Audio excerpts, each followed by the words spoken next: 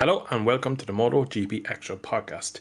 We actually have a podcast this week. We were so unsure, and up until Thursday this week, we were still unsure whether riders were going to be on track Friday, Saturday, or even Sunday. But thankfully, we have made it. We've had a pretty decent, a long, and somewhat messy weekend overall in India. But what has your kind of take backs after you've had a few hours now to think of everything that's gone on over the 3 days at our inaugural Indian GP? Well, I think it's been really great, to be quite honest, the way it's gone. There was obviously a couple of little hiccups and people trying to get their visas sorted literally like a couple of days before they were going to be riding on the circuit, and obviously having it homologated so late on. But I think that's kind of, I think we looked at it, it was a bit like that's a bit strange, but I think it's kind of normal procedure to have the riders say one last okay on a Thursday for a new track. It's just because I think we're kind of like, oh, all this stuff is happening in India and we don't know. And we've kind of been a bit scarred, right? By the last couple of years, we've had the Kimi Ring. That obviously, that never happened. That had test sessions there before, so I still don't really know what happened with the Kimi Ring, because you would have thought the track would be up to scratch to that, but they never went there. See, we had the same thing with the Kazakhstan Grand Prix. Again, I think there is political issues with probably both of those as well, to an extent, with where they're situated. But yeah, but I think we were a little bit scarred, so we were kind of erring on the side of caution. But coming into a track where the track was already built, obviously it's hosted World Championship events in the past. Obviously, it was a good 10 years ago now that it hosted F1, but the track actually exists and the track was up to a relatively decent standard. It just needed to be refreshed because it was kind of old. And to be honest, they've done a great job. It seemed like a great event. All the marketing that seems pretty good around it. From what I've heard, the ticket prices were pretty reasonable. I think the biggest issue is just the location of the circuit, and I don't think the public transport to get there was fantastic. That's what I was told by somebody that lives in India, but you never know 100%. It could be okay depending on where you're trying to get to in the country, like where you're coming from. But it just seemed great. A couple of little weird bits. I think some of the gravel was a bit deep in a few places, but to be quite honest, I think they've done a fantastic job, and I think we had a great weekend of racing, really. Yeah, like every first time event, it's always going to be 90% good, 10% bad. And I think overall, coming into the weekend, we were expecting one, if we get a race, it's like a magical event for India. And of course, it would be a mystery after everything that we've done, which you do mention Kimura in Kazakhstan. If you want to go back further to the Circuit of Wales, and geez, we could go Yeah. even further back than that, other Hungary, circuits. which But apparently is yeah, popping exactly. back up again. Every 18 months, that's on the two Yeah. year calendar wait again. Like, but there's always rumors, but to be fair, with India, it kind of popped up, it kind of got signed, and then we had a race. It was It was very pretty quick, simple, wasn't really. it? So Like it was yeah, probably like less than a year that we found out they were even having one, and initially, like the rumors were it was for next year, but seemed to it have was done it even Texas earlier. last year that it was announced that we have one, Oh, for okay, reference. so The yeah, it was only over a year reason at I the know time. that is I was looking up pictures for the podcast, and I saw pictures of them racing at Texas last year, and it was announced that MotoGP were going to India. So it's a very, really, really quick turnover, and especially track obviously was built, but as you mentioned, I don't think there's any high level racing there since 2018. I think that was only like Asian Cup kind of level, so it was Yeah, it's just a big, Asia, big the Asian weekend. Road Racing Championship, I believe, was the last thing there. So we have a podcast. It would have been a weird one if we didn't have a podcast or didn't have a race weekend, because we wouldn't know what to do with our Sunday evenings. But we're going to jump in now to Moto 3 as always, starting with the crazy 18-year-olds. Rhys, Moto 3 overall, how did you feel like the weekend went for them? It was quite an interesting weekend. It was nice to kind of see a different type of race. Obviously, if we're talking of the weekend as a whole, that's kind of my takeaway is the way that the race played out, because it was just so spread out. But we do get that at these new tracks sometimes, just because I think it just brings the rider talent back into it when you don't have so much data, you don't have like millions and millions of laps of going around and learning the circuit. It does bring the rider back into it, and I think that's something we will touch on a bit later in the MotoGP class potentially. But yeah, I think it was great weekend. The track seemed pretty decent for racing, to be fair, as well. Moto 3, I don't think I even remember seeing anything that I thought was remotely dodgy either in terms of overtakes and things like that within the race. So yeah, it was there was a couple of bits of the weekend that were a little bit strange, but I think to be fair, Moto 3, I think it was was pretty good. I think it suited the track quite well. Yeah, so we're going to jump straight into it now with Anshu's black flag on Saturday in qualifying, and then his subsequent not going to race direction and not going to the medical center, even though apparently he did. It's a big mess. Rhys, have you the inside scoop on the whole situation with Anshu and how his race weekend was ruined? It's strange. It is very strange because, like you say, we were told basically. I didn't actually see it. I missed the practice session, which is a bit annoying. I didn't actually see much practice this weekend, but I missed that particular Moto 3 practice session. So supposedly he falls off. I think did he bang his head? Is that like the idea? That I think that's.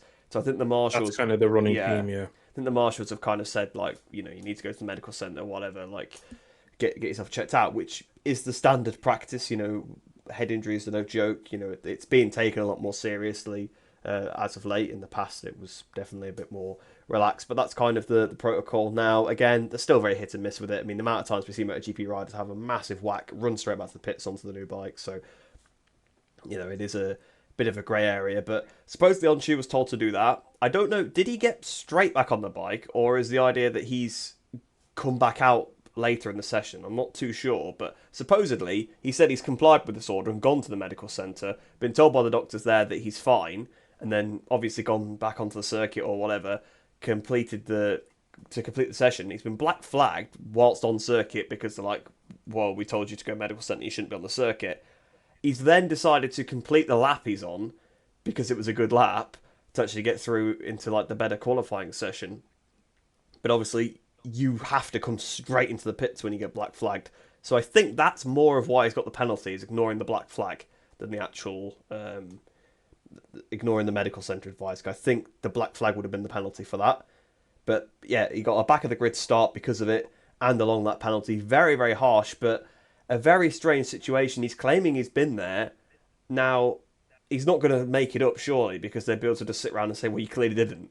So it seems like maybe there's been a bit of a mistake by the stewards, and as always, they kind of just stick with their guns, don't really care when they made a mistake, and just carry on. So, very, very bizarre situation, and yeah, it completely ruined his weekend because we actually thought going into the race that he might be able to get back up to the lead group, but as it panned out in the race was so spread out, he could only get just up into 2 point scoring positions, I think, in the end. So, yeah, it was a shame for Onshu, and as a championship contender as well, pretty massive. From what I seen, he essentially went to the medical center, was told to report to such and such. That person wasn't there, and apparently he left.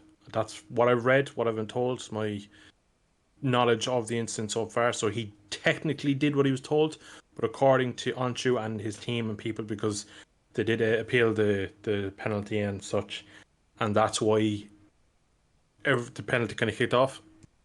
Because in his head, he did go to the medical center, tried to find said person, couldn't find him, and then went back and carried on.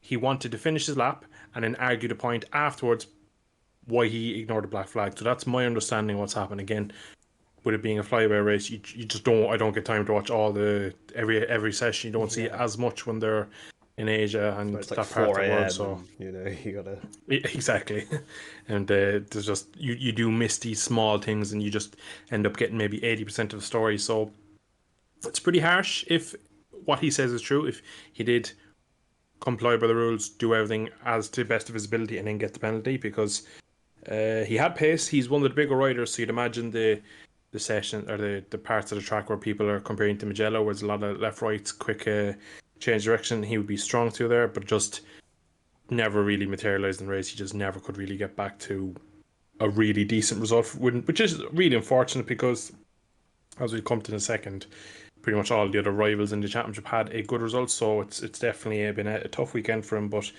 it's unfortunate because he said one thing, the steward says another thing, and we're kind of left in the middle thinking like, well, one of you is wrong. We just don't know who to believe because Anshu has a habit of doing silly things, but so does the steward. So who do we kind of blame in this situation? So it's unfortunate really that's happened more than anything.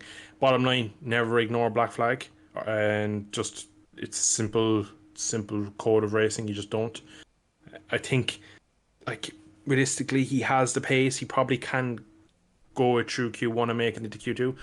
Maybe Well, he again did, in his. didn't he? But exactly, that's kind of the whole point. Like he did go through and stuff. So the There's whole no point point of picking up the penalty. Yeah. exactly. He did need to go well. He's not Fabio Quartararo where like Q2 directly is like an amazing result from. He has the speed to do it, and it was just needless. And it's again, it could be a steward issue, it could be an on-shoe issue, but we're never really going to know. And for now, I suppose it's best we leave it. But we're going to move now to the start of the race. We had a slightly mixed up grid. Wet weather on Saturday for the qualifying sessions meant that we had kind of non-unbelievable upset grid, but you had the odd rider. Bertelli was there on Scott Ogden was in P4, I believe. So Yeah. you had a couple of riders that you thought to yourself, they're probably not going to have the 15, 20 lap race pace of the championship riders around them. So we were expecting quite quickly to see a couple of groups appear of riders who had the speed, were at the front. Your riders who probably out qualified themselves and were going backwards, and then riders in your imagination that would be like the Anchus who gotten the most out of Saturday, who had pace to come through on Sunday. So at the start, though, it was straight away clear to see Masia and Sasaki had more than everyone around them, and they really made the break. What did you make of that start to the race? Did you think they could do what they didn't pull, or was it in your imagination with that big long straight they would eventually get picked back? I thought, to be honest, like going into the race, it was potentially it could be a close race with the long straight, bringing them into it. But after like the first couple of laps, and I saw just how much of a difference there was between the riders, I knew they wouldn't get pegged back once they got away. Two of the most experienced riders on the grid. If you're looking at that championship fight as well, definitely the most experienced. Obviously, Onchu actually has a lot more experience than people think he does, so I suppose you put him up there as well. But Masia, he's the veteran out of this championship fight, right? So to see him pulling away, he knows his bike really well. He knows the Moto 3 category. He's had to learn a lot of new tracks over his time. He goes well at tracks like this as well. He was always very good at Termas. I'm not saying the track is like Termas, but a circuit that's doesn't get that much running because it's obviously the first event it's had. So the track was obviously still cleaning up over the weekend. So even from the start of the race to the end of the race, there's still some track evolution going on. So yeah, it's the kind of conditions you'd expect to see the very experienced riders flourishing and pull away, and that's exactly what happened. Masia and Sasaki, probably two of the best riders, probably doing their own thing as well and getting away, but also two of the most experienced riders. Got to say, Bertelli probably helped them a little bit by staying in third place, but he was actually doing a really good job till he fell off, it was a shame he fell off. Because he still held that third place, and we've seen many times you can qualify on the front row all you want, but you'll just soon drop backwards if you've not got the pace. So he was doing a pretty good job. Then I think it was Moreira leading the chasing pack for a while, and then he sort of dropped back as well. So yeah, those two just were a bit of a cut above, and then I think it was in the end, was it Via, wasn't it, that sort of started leading the pursuers after that one. Via and Toba, again, another very experienced rider there, Kaito Toba. So it's kind of the riders you'd expect. Well, I still probably wouldn't have put my money on Toba being near the front, but it's the riders that have been in the class for a long time that sort of had the pace this weekend. Yeah, the riders you'd say who've been around the block a few times, because Yeah.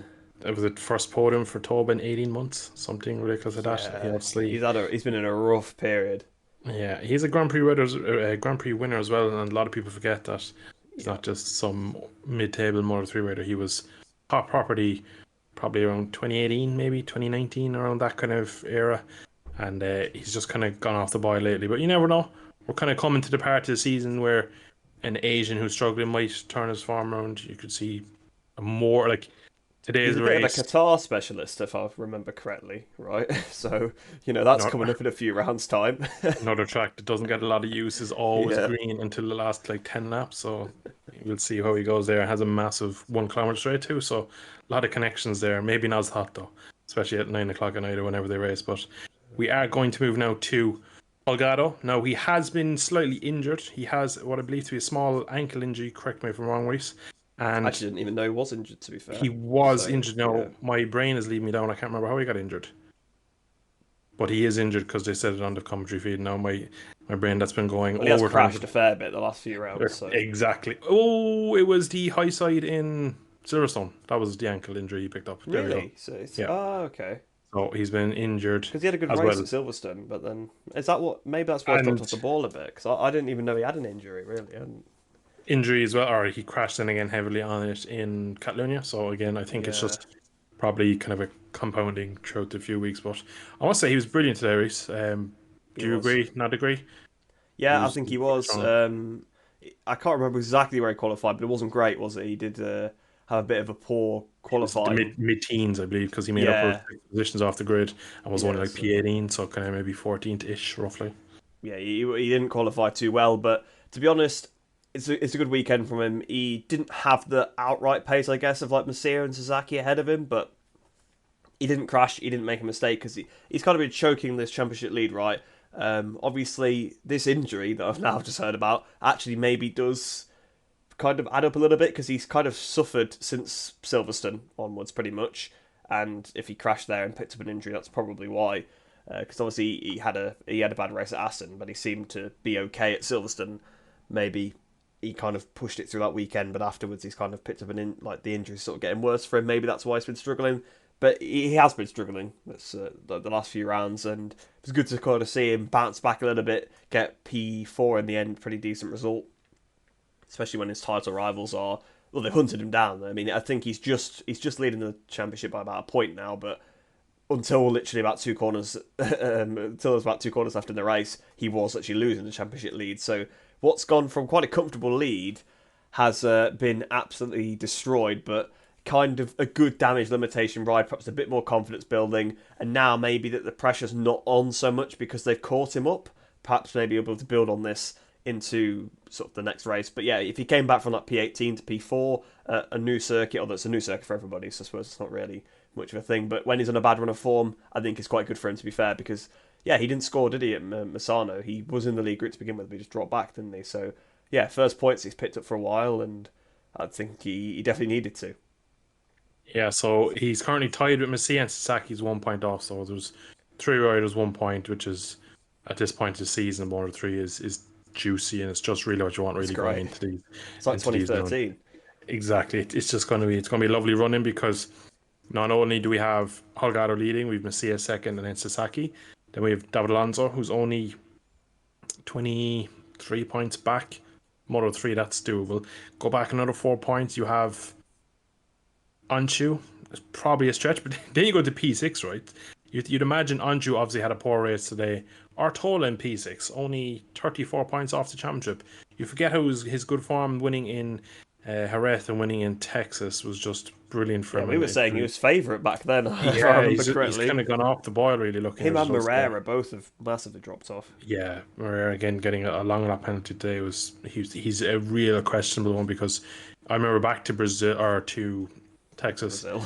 Yeah, slightly north, but not far off.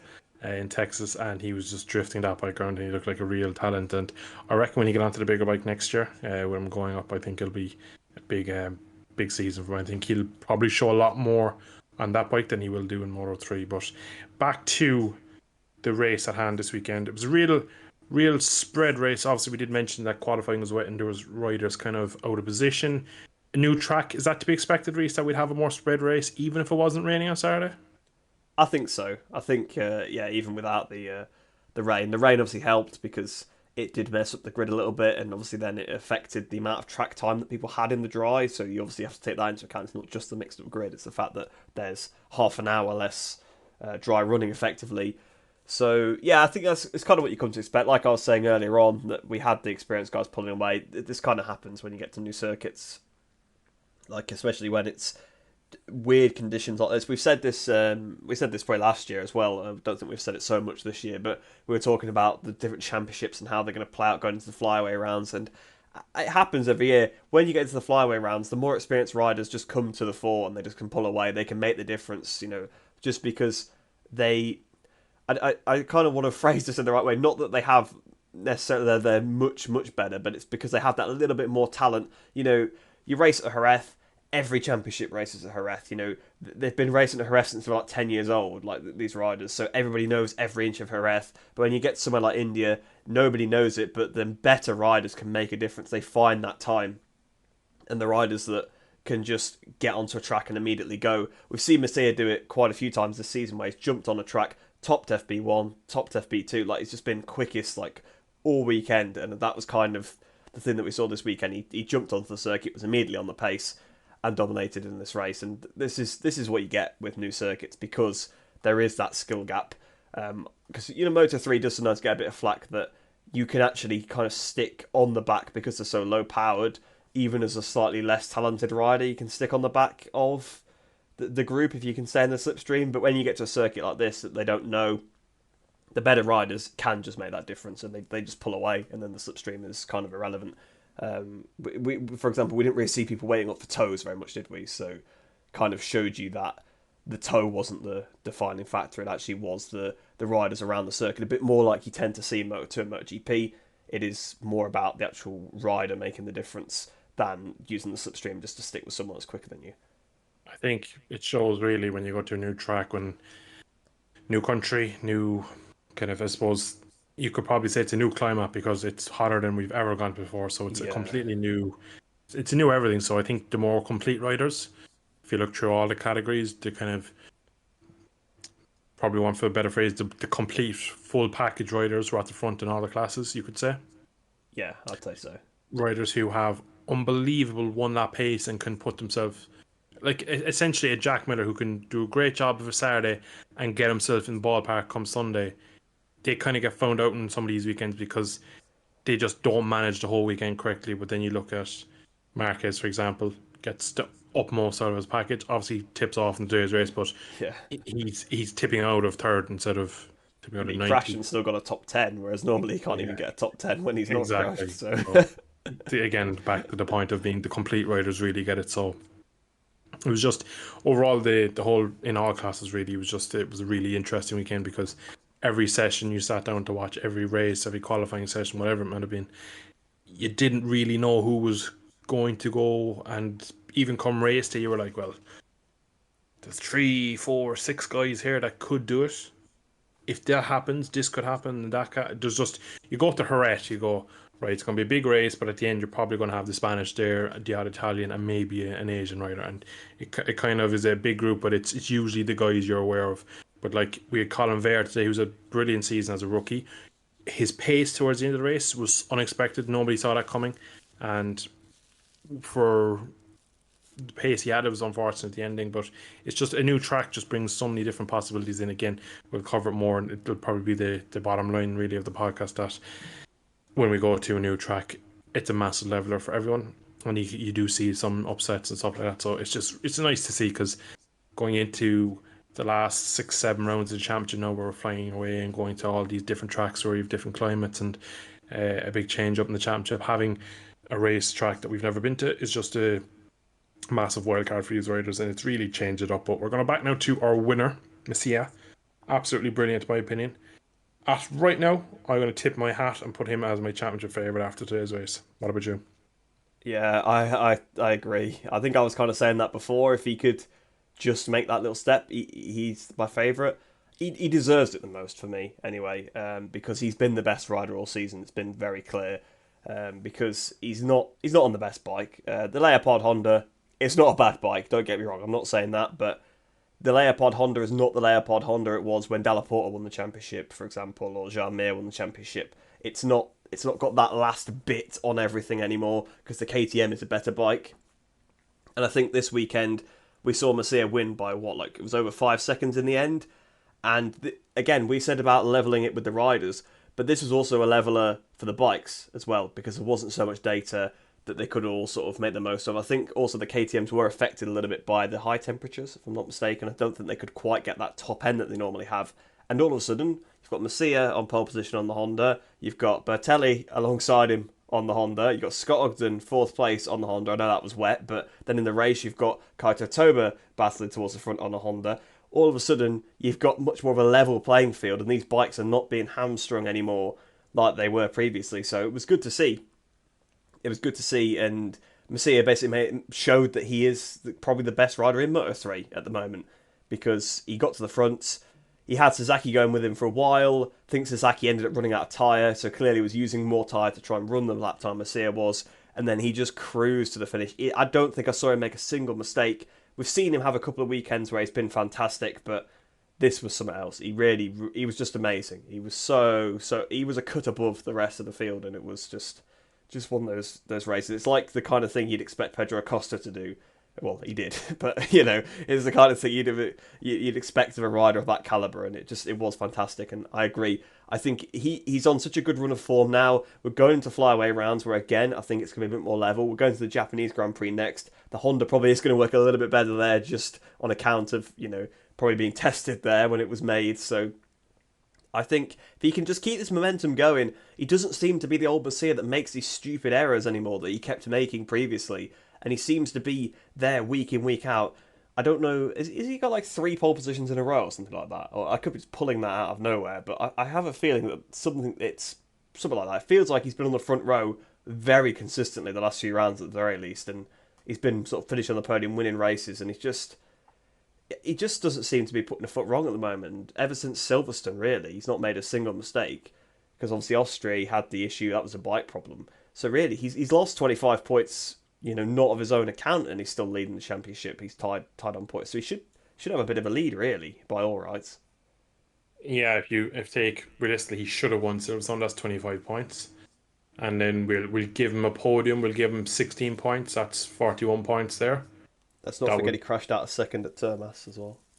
Yeah, again, in Termas though, just again start the season, but just off a recent memory of the recent kind of purple patch, his last mistake as a rider was Silverstone. So if we were just to go back, just in recent memory, that is 41 points roughly that he's down, and we say he's level in the championship. If we put any of them 41 points ahead now, you probably go, oh, it's going to take a massive implosion from the rider in front. But I think, again, I'm going to probably keep saying this throughout the podcast, he's probably the most complete rider in Moto 3.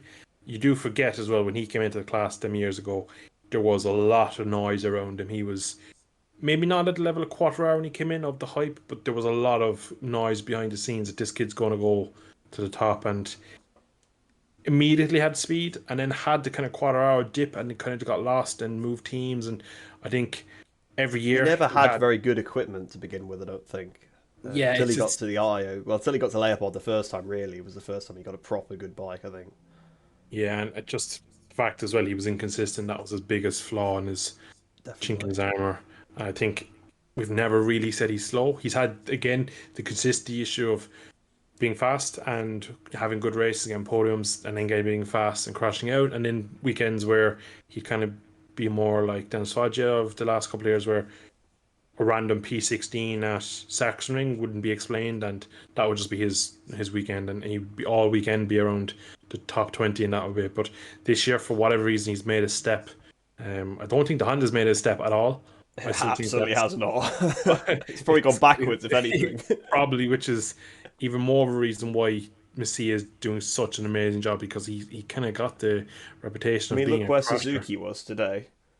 On top I know he ended up crashing. Yeah, I know he ended up on top of Skogden, but like it was out of P14, 15, something like that. But like they went backwards. He was down in like 17th at one point when Messi was winning the race by like 3 seconds. He was P18 at one point, because I checked to see where Josh Watley was, and he was one position ahead of him. Yeah. Oh, yeah, exactly. And he is out of that seat this year, I believe. So yes, probably for the best. Adrian Fernandez and is Angel Piqueras, as I was pronounced, I think. The Aussie? Is there an Australian not taking one of those seats? No, the Australian is going to Tech 3. I think that's Jacob. Yes. Yeah. The Adrian Fernandez is going to cover quickly. I'm not really sure how he's got himself back in there. That's a kind of prestigious seat for someone who's probably not done much in the class. Yeah, he filled in for Suzuki when he was injured earlier on in the year, so maybe they were just kind of impressed by his performance there. Again, I suppose he's probably had been away from the paddock from small, but maybe he's kind of progressed and matured as well. About when he was in the Red Bull kind of house, he was quite underwhelming in my opinion. But best luck to him next year. So again, maybe the Leopard team have been the kind of Aki style of taking a rider and just getting 10% more out of him than anyone else can. So maybe they'll do the same with Adrian Fernandez. So pretty much. Last lap is all we have to cover, and wow, what a last lap up until the penultimate corner. Rhys, take it away. Yeah, so you had obviously Suzuki trying to desperately hold on to second place for his championship. You had Toba battling for his first podium in 18 months, like we were saying, and we had Via battling for his first podium ever. But he also had the dilemma that his teammate was one of those riders, and I think initially when he caught up to the back of Suzuki, he didn't want to overtake him, or at least he didn't want to do it immediately. He wanted to do it in a nice, clean way because he knows that his team is battling for the championship. And that, that kindness was most certainly returned in. It wasn't being reciprocated at all. It was kind of a bit almost a middle finger kind of thing. But On back at him. yeah, they were sort of going. They were all going at it, all three of them. You had no idea who was going to come out on top, so they were just going at it. It was some really good, clean racing. Then Sasaki just dive bombs. It was a very desperate move. Clearly, again, he's probably feeling the pressure. He knows he needs to minimise points to Messier because he probably knows at this point it's Messier as his biggest threat, even though Holgado was leading the championship. I think probably everybody else sees Messier as the threat based on his form and knowing his experience and stuff. So I think he just wanted to minimise the points deficit and so overcooked it and took out his teammate and somehow didn't get a penalty. So, yeah, I mean, I guess you could argue something that Vi maybe could have picked up a little bit more, but he was picked up quite a lot. And then he got his front wheel took out from him. So, yeah, I felt pretty sorry for him, to be honest. Yeah, Sasaki obviously ended up then third place. Toba was the benefactor, going from the fourth to the second as the two collided. But it was some good battling up until that point. Just unfortunate the way that it ended. Am I right in saying Sasaki didn't get a penalty? He did not get a penalty, no. Would you put yourself in the steward's position? Would you have penalised him? It's hard to say. Probably, because I mean, he did just dive up the inside and knock somebody else off. But it is one of those incidents. It was close, and like I said, he could have picked up the bike more. But then at the same time, it's not. You shouldn't be pulling passes constantly where people have got to like pick up the bike. I know it's not a constant thing for him, but there is that like element of it. It's like, well, really, you should be getting it pulled down if you're trying to pass somebody. But at the same time, I've also been critical of people leaning in. I don't think he particularly leaned in very much when it was only the wheels that were alongside each other. And he was picked up quite a lot, as well. He wasn't really neither of them were really lent into the corner at all. It was just, yeah, unfortunate. But perhaps I would have given him a penalty. Maybe I would have given him a penalty for the next race. I don't know. I suppose you can't really do that. I don't know what the gap behind was either. It could very well be one of those things where there was not a 3 second, there was more than 3 seconds back, so they just decided it wasn't worth giving him a penalty as it wouldn't affect anything anyway. So maybe that's why. But yeah, I probably would have done because I mean, he tried an ambitious pass and the guy who was trying to pass ended up on the ground. So usually probably grounds for getting a penalty. Yeah, I agree. Again, if we take kind of the gaps and where on track everyone was, definitely for me there's a long lap penalty. Obviously, the long lap was a 3 second with the last lap, but the fact he goes so wide, his teammate picks up quite a lot, and I feel like his teammate doesn't see him till late because how fast he kind of comes in that he picks the bike up and is kind of left. Yeah, he doesn't get very long to react. You have to bear that in mind as well. Exactly. It's not like he didn't make a conscious decision to turn in on him either, like what I've been critical of. Like, for example, like what Marini did to Martin at Austria when Martin dive bombed him. He decided to turn in and lean on him, and he paid the price for that. Whereas on this instance, Via was pretty much bottled upright. So, yeah, I think that's probably a penalty, yeah. Yeah, again, if put it this way, if that's lap 3, I'd be very harsh on Sasaki, and that's a straight up penalty. Obviously, on lap 3, he's probably not going to do such an aggressive move because he doesn't need to be leading to the line on lap 3. But but just if that's a sort of move someone pulls at any other point of the race other than the last lap, it's a stonewall penalty because, again, as you say, he went for a move, got it wrong, went in way too hot, and does take out the rider in front. And it was clear that the collision was caused by Sasaki. I don't think there's any blame to be put on to Colin Vire because he does his best to sit the bike up. Again, you go to the track and think that it hasn't been used in 5 years. I'd imagine the race line is pretty slim.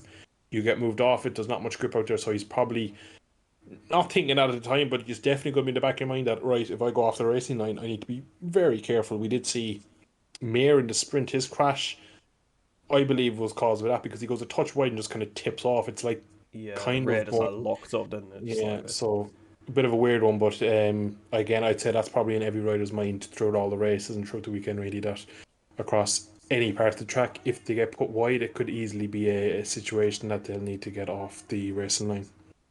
Right then, into the middle class of the day. Moto 2 was a bit more strung out than you usually expect from a Moto 2 race weekend. We had some issues throughout the weekend. Again, like every other class, unfortunately, Moto 2 had some red flags in the race. We had some different qualifyings going on. We had a few riders, again, out of position because of the wet weather. We're going to jump straight into the red flag, Rhys. What did you make of the start, and did you agree with the stewards on the red flag situation? Yeah, I think I agree with the red flag because, for one, actually, it's probably worth mentioning time since the MotoGP sprint. So, the marshals were maybe one of the areas we could criticise of the Grand Prix. They seemed quite slow. doing stuff. So I'm not targeting them specifically. There probably just wasn't enough of them. That's probably more of the problem. And I think we had a session delayed as well because there wasn't enough marshals at one point. I think rightfully they'd gone and got more water because it was so hot, but at the same time maybe the water should have been brought to them rather than the other way around, because then there wasn't marshals at the posts and they couldn't go out. So that seems like a bit of an issue. So yeah, in the MotoGP sprint there was a couple of riders down at turn one, but it took about 2 laps for them to clear that up, and there was nobody injured per se. They'd all got up. It was just a fact of taking the bikes away, and it took them a very long time to do that. So I think that was part of the reason why. I mean, Vietti also looked like he might have been knocked out. I don't know, or maybe he was just in pain, but he looked. He looked like he was at least winded. I believe he got a good whack to the back, his lower back, his coccyx area, which can be kind of, it's like a liver shot. It can just kind of cripple you and kind of immobilize your foil, judging us from the way he fell and how kind of nimble he didn't look when he got up. Yeah, so he kind of felt like a bit like a rag doll, like those kind of crashes where they look like they're a bit knocked out or they're a bit winded. So that was probably part of the reason, because he was still on the ground. But also, I think they probably knew from the day before that it was going to take them a long time to clean that up. I think it was the right decision. It's turn one, lap one as well. I think sometimes it's easier just to chuck a red flag and just restart the race when there's been a massive incident like that, rather than having to try and yellow flag it and hope that, because again the pack is very close together, so people may not see the yellow flag coming into turn one on the next lap. It happens, People should obviously be aware of not making passes. But for example, Oliveira made a pass in turn one in the sprint race when there'd just been a crash. If you're in a pack, sometimes you don't see the flag or the board. So I think it's probably good, because again, if you're steaming in, you got like the rest of the pack steaming into that corner again, like about a minute later. Well, more like 2 minutes later actually, with the length of the lap. I think it probably was the right decision to red flag it, but it was ridiculous. I mean, I don't know if we're coming on to this topic. Yeah, I'm supposed to talk about the red flags, so we may as well just talk about the instigator of the crash. Alcoba, again, whenever there's... Well, it's not always him, I suppose, in fairness. It's one of two, and we'll talk about the other fella in a minute. Yeah, well, he's been involved in a lot of incidents, and he's not been penalised very much for them. If you remember back to Moto3, he was causing a lot of incidents, especially with John McPhee, for example. He seemed to have some sort of hatred towards John McPhee, because he seemed to always pull more aggressive passes on him, and it ended up usually pretty badly. And if you remember back to... Would this have been the first episode of our podcast ever talking about the fisticuffs in the gravel, or was that the season before now, actually? Season before, I think that was the COVID year. Ah, okay, yeah. So we didn't actually... because our first episode would have been Sasaki Highside ending race. That would have been that podcast. Because Darren Bender was a MotoGP, wasn't he? So yeah, yep. I remember Darren Bender had something to do with one of the crashes. But yeah, there was fisticuffs between him and McPhee, because basically Alcoba had continuously knocked McPhee and others off, not been penalised for it, and eventually the riders kind of have enough, and I think he got took out by him 2 weekends in a row there, and he just started hitting him, which is not right, obviously, but it kind of just shows that this has been a consistent theme where Alcoba, for some reason, has been escaping penalties for pretty major incidents. I mean, he caused... How many riders go down? Was it 5 riders don't go down today? It was 6, including himself. Yeah, so he knocked the 5 riders off. Obviously put Vietti out. It doesn't matter who you put out really, but Vietti clearly was somewhat injured from the incident. Obviously he's gone back to the pits and been okay afterwards, but it's winded him. It's caused a red flag. Could have been worse as well. It's one of those things where the incident could be really bad, especially at turn 1. You can easily get a rider running over another rider when they're in a pack like that. And it's just got form for it. This is the problem. I mean, remember back to Mugello free practice? He basically ended Rory Skinner's season. Well, not his season, but he put him out for a few rounds by crashing into him in a practice session. It's practice. What are you doing? He knocked him off again. No penalty there, from not mistaken.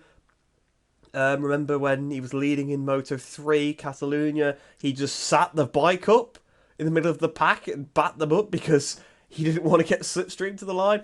He's always done these dangerous, stupid moves constantly. And I think, I'm missing some. That's the problem as well. I'm missing some. I'm not naming all the incidents because I can't remember them all. And he never gets penalised. In fairness, this time he did get penalised, but he ignored the penalty anyway. And to be honest, got his just desserts when he fell off in the gravel. I can say that because he was absolutely fine from it. And he just ran in the gravel and dropped the bike. He got his just desserts. So... yeah, that red flag just again totally at fault. Diving up the inside, skittles load out, not even that bothered, gets straight back in the race and just ignores the penalty got given anyway. So I mean, at least he didn't do the same thing twice like somebody else did. But you know, it's yeah. To be honest, he on Dennis on Chew got a race ban a few years ago for weaving on the straight. That's something that everybody does every weekend. It's just that because there was an incident, he got penalised. Alcoba definitely needs a race ban. It's long overdue. Probably multiple race bans to say, look, you keep knocking people off all the time doing these dangerous passes, other misconduct as well throughout sessions like we spoke about. And yeah, I don't mean to rant on about him, but I don't think he should be on the grid, to be quite honest. I agree. I'm more passionate about the next guy we're going to talk about because he annoys me more. But Alcob I think is I know the. why he annoys you more. We'll see. We'll get to the point in a second. There's only one rider that I probably. The biggest thing you can do to annoy me is get lapped and come back out and race the leaders. Has he done that? No, I don't think either of these two have done that. In Okay, well, fairness, that's that literally that's just Albert Arenas and Sergio Garcia in that club. I think. yeah, that's a grade one pistol 469 up. That just ruins me. Like that's a That's how you completely get on his enemy number one list. That's it. No respect exactly. for you ever Yeah, again. exactly. If we come to blows, you're going to come off worse somehow over that. But anyway, back to the Alcoba. Um, the arrogance. He never owns up to his mistakes. Again, Yeah, I he feel never like it probably, apologizes, does he? Yeah. and he just kind of pours fuel onto the fire and keeps making it worse and worse. The McPhee one, that should have been a race ban back then because it was clear he didn't like McPhee. And again, look, you don't need to like everyone. I don't like everyone. It just you can't do what he did on track. The incidents, the crashes, and it was obviously way more than we can remember. It does. He's probably knocked off so many people in races that we don't even remember who the winner was. There's just so many instances he's had, and the bottom line is he's been way too leniently penalised the whole time to the point now where I think we both agree should have had a race ban by now. Um, I don't rate him as a rider really. On Kind of his probably day, he's not too bad. Like I yeah, don't like when I said he doesn't don't think he should be on the grid. I didn't mean it because of his performance. I mean he needs to like sort of telling off and putting off for a bit. But I think he has had some good performances. But the issue with me with him for me is that he's a bigger rider, so I feel like they moved him up into Moto 2, hoping to flourish. And he's in Grassini, a decent team in the class, like so he's not in a backmarker team. I I don't know, maybe I'm being harsh on him, but the fact he does these stupid things just kind of puts a target on your back for making kind of a magnifying glass over your seat and making people think, well, there could be a better rider on that seat and stuff like that. So, um, but again, like just idiotic, like and just he's so known for it. Like, and I feel like right, Darren Binder has a reputation for taking people out. He does not nowhere near as bad as Alcoba. Just he he's usually puts his hands up when he's made a mistake as well. exactly like he's a. I feel like when it's Darren, I feel like he just gets a bit hot headed in the fight. And as soon as it's happened, he's very level headed, apologizes. I think the Binders, both Brad and Darren, really kind of control himself well off the bike. Obviously, racing's racing. It can happen. We've all made the mistakes where you saw a gap, thought it was big enough, and as soon as you made a decision to go for it, it's gone, and you've ended up colliding. It just happens. It does, but when you do it as much as Alcoba has done, it is just ridiculous. But we're going to move now to Lopez. This season alone, I believe he should have a race ban just this season. Sam Lowe's, Mugello, that could have been a loan, should have been a back to the start. I don't remember the penalty off that, but that should have been back It to the was a grid. single long lap. That was the penalty. There you go. Didn't he cry? Yeah, because he ran Which he off. messed up himself, so he Yeah, kind I of remember penalised now. himself Yeah, heavier. But it yeah, was in car and tyre and he ran off and then yeah, he screwed so up. we had Yeah, to I do it remember that. twice. Yeah. For me, it was lap one. It was such a pointless maneuver, and like there wasn't an overthing on. He just threw the bike underneath Sam, who was already on the perfect race line, going to take a nice late apex out of the corner after. Oh, don't even know what the corner was, but it was the one before car and tyre at Magetto. It Was it wasn't a move. Plagio? Oh, that could be a good shot, actually, Plagio. I Yeah. believe it is actually. Um, again, he's had issues with Acosta. Acosta and him don't get on. Now again, I'm all for Well, rivalries. Valencia last year, I think that's when they It, really it flared up. was it's just constantly going, and they're constantly bickering at each other in public, and it gets quite nasty from Lopez. Like he really kind of tries to. I don't know if he likes trying to be the bad guy, and because everyone Acosta has this kind of Marquez Valentino kind of wave of support as he's coming up, and everyone's following his trajectory, knowing that he's going to go far, and everyone's kind of watching Acosta, thinking, "Wow, we're in for a treat over the next 10 years of watching him do his stuff." Kind of probably if you were in the paddock in the mid 90s when you saw Valentino come through, or in the late 2010s, or the late 2000s, sorry, with Mark Marquez, you know that you have a talent coming through, and I think that probably gets to Lopez because on his day Lopez is as quick as him and can beat him and has beaten him. So I think Lopez just has to probably go a bit down the Lorenzo line of like, well, I'm as good as him, I can beat him, and kind of put the divide between them, and the whole Rossi Lorenzo. It's kind of the Acosta versus Lopez. It's just they just don't seem to get on. To be fair, Acosta doesn't seem too bad. I think Acosta does his talking on track, wins more races, beats him, makes him look silly, and Lopez is kind of just constantly making noise off the track, and then does these silly moves. What was he doing today? I'm definitely not one of Jake Dixon's biggest fans.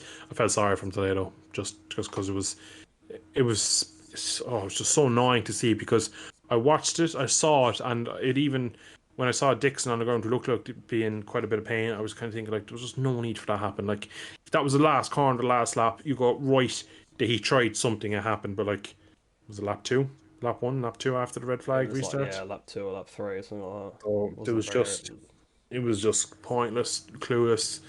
Um, yeah, he's just, and his race starts, both his race starts really annoyed me, because fair enough, a race start, a new track, you can make a mistake. He did the same thing twice, and the second time he pushed Dixon off, and that was the reason why Dixon was there in the first place. And it was just, we'll kind of hear what you want to say about it in a second, but for me, Lopez, I really thought last year he was a good solid rider, and he came in and he was so quick on it, and he seemed kind of happy and all laughing and joking, but this year he's just, I don't know what's changed, but he's just so aggressive and it's so needless. And I like a good aggressive rider who pops a good hard move, but like a lot of these moves are just idiotic and there's just no need for them. And They're not we're even moves half the time. exactly, they're just pushing people out of the way and causing others to crash. It really, really annoys me, but it'd be interesting what you probably have to say. Pretty much the same. Yeah, pretty similar to be honest. I mean, the thing that annoys me the most, this is what I was sort of alluding to, and I know what probably annoys you, is I really rate him. He's a really good rider. Yeah. That's the problem. He's really fast. We've seen weekends. Remember Phillip Island last year? We just cleared off and completely left the field behind. He's on the Bosco Oscuro. It's not the bike to be on. Works at some tracks, doesn't work at others. So sometimes he makes the most of it. But he's pretty consistently up there. He's very, very fast. And I think on a Calyx, he could be something really special. And the way he came in last season, replacing Finati, just he hit the ground running immediately. He was like battling in the top 10 like the first race he did, which was fantastic. I remember back in Moto 3, I think he did have a couple of incidents there. Obviously, before he sort of fell out of the paddock. I seem to remember him hitting Finati at the back once, knocking him off. I don't know if he also cut across. I think it was like Le Mans, a couple of corners to go. I think he was just a small error, but he hit him at the back. It was his teammate at the time. I believe he may have like sort of cut across his teammate in Valencia as well when he was on the Estrella Galizia bike, if I'm not mistaken. So yeah, he had a couple of bits of form for it there, but this season, like you say, Sam Lowe's the incident there. What was he trying to do? It happens, right? It happens occasionally. You could maybe say that was ridiculous. What was he trying to do? But if it happens once, it's like, all right, he made a mistake trying to make a pass, and you could argue in that instance he was desperate because he could see Acosta getting away. And if there's this rivalry between them, whatever, he's probably desperate to beat him. So you could, obviously the move was still ridiculous and definitely penalty worthy, but you could at least see why it was so desperate. Maybe he was trying to get past and try and chase Acosta down. But then he had this like weird moment with Acosta in Valencia when they were battling a bit. He was being really aggressive and kept in contact with Acosta. Go back to Catalonia, he basically ruined Acosta's race, didn't he, again by hitting him, just basically riding into the side of him down towards turn one. When he was trying to go for a pass and just sent him off the circuit. Obviously, he had this, obviously today, the instance that he had. So he dived into the turn one on the red flag start, just ran off the track himself. So, yeah, it was a bit reckless, but he didn't really harm anybody else, so I suppose it wasn't too bad. Then he does the exact same thing the second time. Like you say, runs the race leader, Jake Dixon, off the circuit completely, pushes them both down like 6th or 7th. think Dixon tries to go back at him again. He cuts underneath him. That was fine. But then the next lap, Dixon again tries to overtake him. He runs a fraction wide. In fairness, there is a little bit of a gap, but there's not enough of a gap to put your bike. So he just rises to the side of him, and so much so that he fell off as well. But he's rode into the back of Jake's shoulder, which can be quite a bad injury. We have seen that before. It's popped people's shoulders out, those kind of injuries, or broke like their shoulder blade, things like that. Like that can be a pretty career-ending injury as well. It doesn't matter what kind of injury someone picks up, even if they walk away, you shouldn't be knocking them off. But yeah, he just completely rode to the side of him. Didn't then seem concerned at all either. Like you say, Jake Dixon was lying on the ground a bit injured to begin with. Just sort of ran to his bike and just tried to get back on it. And this is the thing. He's so fast, but he does these things that they just don't make any sense. And I don't know about you, but how did he not get a penalty for that? Like, it's the same thing that we're saying, that Alcoba never gets penalties. They do the same moves because, one, they either don't get a penalty, or two, they don't get a very harsh penalty. And this is the problem. I'm trying to think. There was a rider that was quite aggressive, and I seem to think he got a pretty big penalty, and it calmed him down quite a lot. Don't remember exactly who it was, but I mean, Well, technically, Fanashi, if you want to go to that extent, he was yeah. losing Actually, the I think plot. it may very well have been Fenati that I was kind of thinking of in my head, but like I know that was different. That was very very bad. Obviously, what he did, that's much worse than what any of these guys have done. And In his terms of, aggression was off the bike more than anything, and he kind of yeah, calmed he was down very off the aggressive track. character But off the bike, but he got a big penalty for, it was a very dangerous act grabbing Stefano Manzi's brake on that straight. It was obviously a culmination of many things he'd done in the past as well, but he's not ever had any trouble since he's come back, ever. I don't know if there might have been a bit of a scrap between him and Adrian Fernandez in the garage once, but but I don't want to get involved in that, but yeah, I think that's about the only thing. But this is what I mean. He gets a big penalty and it calmed him down a bit. Obviously, they gave Onshu a big penalty for weaving on the straight, although I suppose that didn't really affect him that much. But that was a bit of a scapegoat penalty. But that's what you need. I feel like Jorge Lorenzo, did he get like a race ban once for something? And didn't he used to be quite aggressive in like 125s or something? I could be completely wrong with that, but Lorenzo was then a very clean rider for his whole career after that. So it's yeah. I So know, sometimes again, it's all they need. go back to Marquez. Marquez was he Didn't work. Philip didn't. I don't It, think it worked. it didn't really work for him. But he got severely penalised in Phillip Island. I want to say 11, where he Yeah, when he took hit, was it Willart Rot on the back? yeah, nine Yeah, true after a stoners. session was done. Yeah, Yeah, he taken the flag and kept going, and riders under in lap, and he absolutely clattered him. it ruined his Um, career. Pretty much, yeah. So there's probably moments. I think I can't think off the top of my head Lorenzo one. It was Even if it many was, years ago. I don't even know. I yeah, believe that's the case, but if I'm mistaken, I do apologise. But yeah, my point being that it's happened. I mean, remember, again, we're talking many years ago, but Simoncelli got like a ride through for that incident he had with Pedrosa, and I think well, I don't know if that really worked either, did it, to be fair? But no, he didn't really. but again, like if you're giving riders race bans, which is more than these guys have got, maybe it does make them take stock and sit back. I think Darren Binder calmed down for a while after that Fodger incident. I think.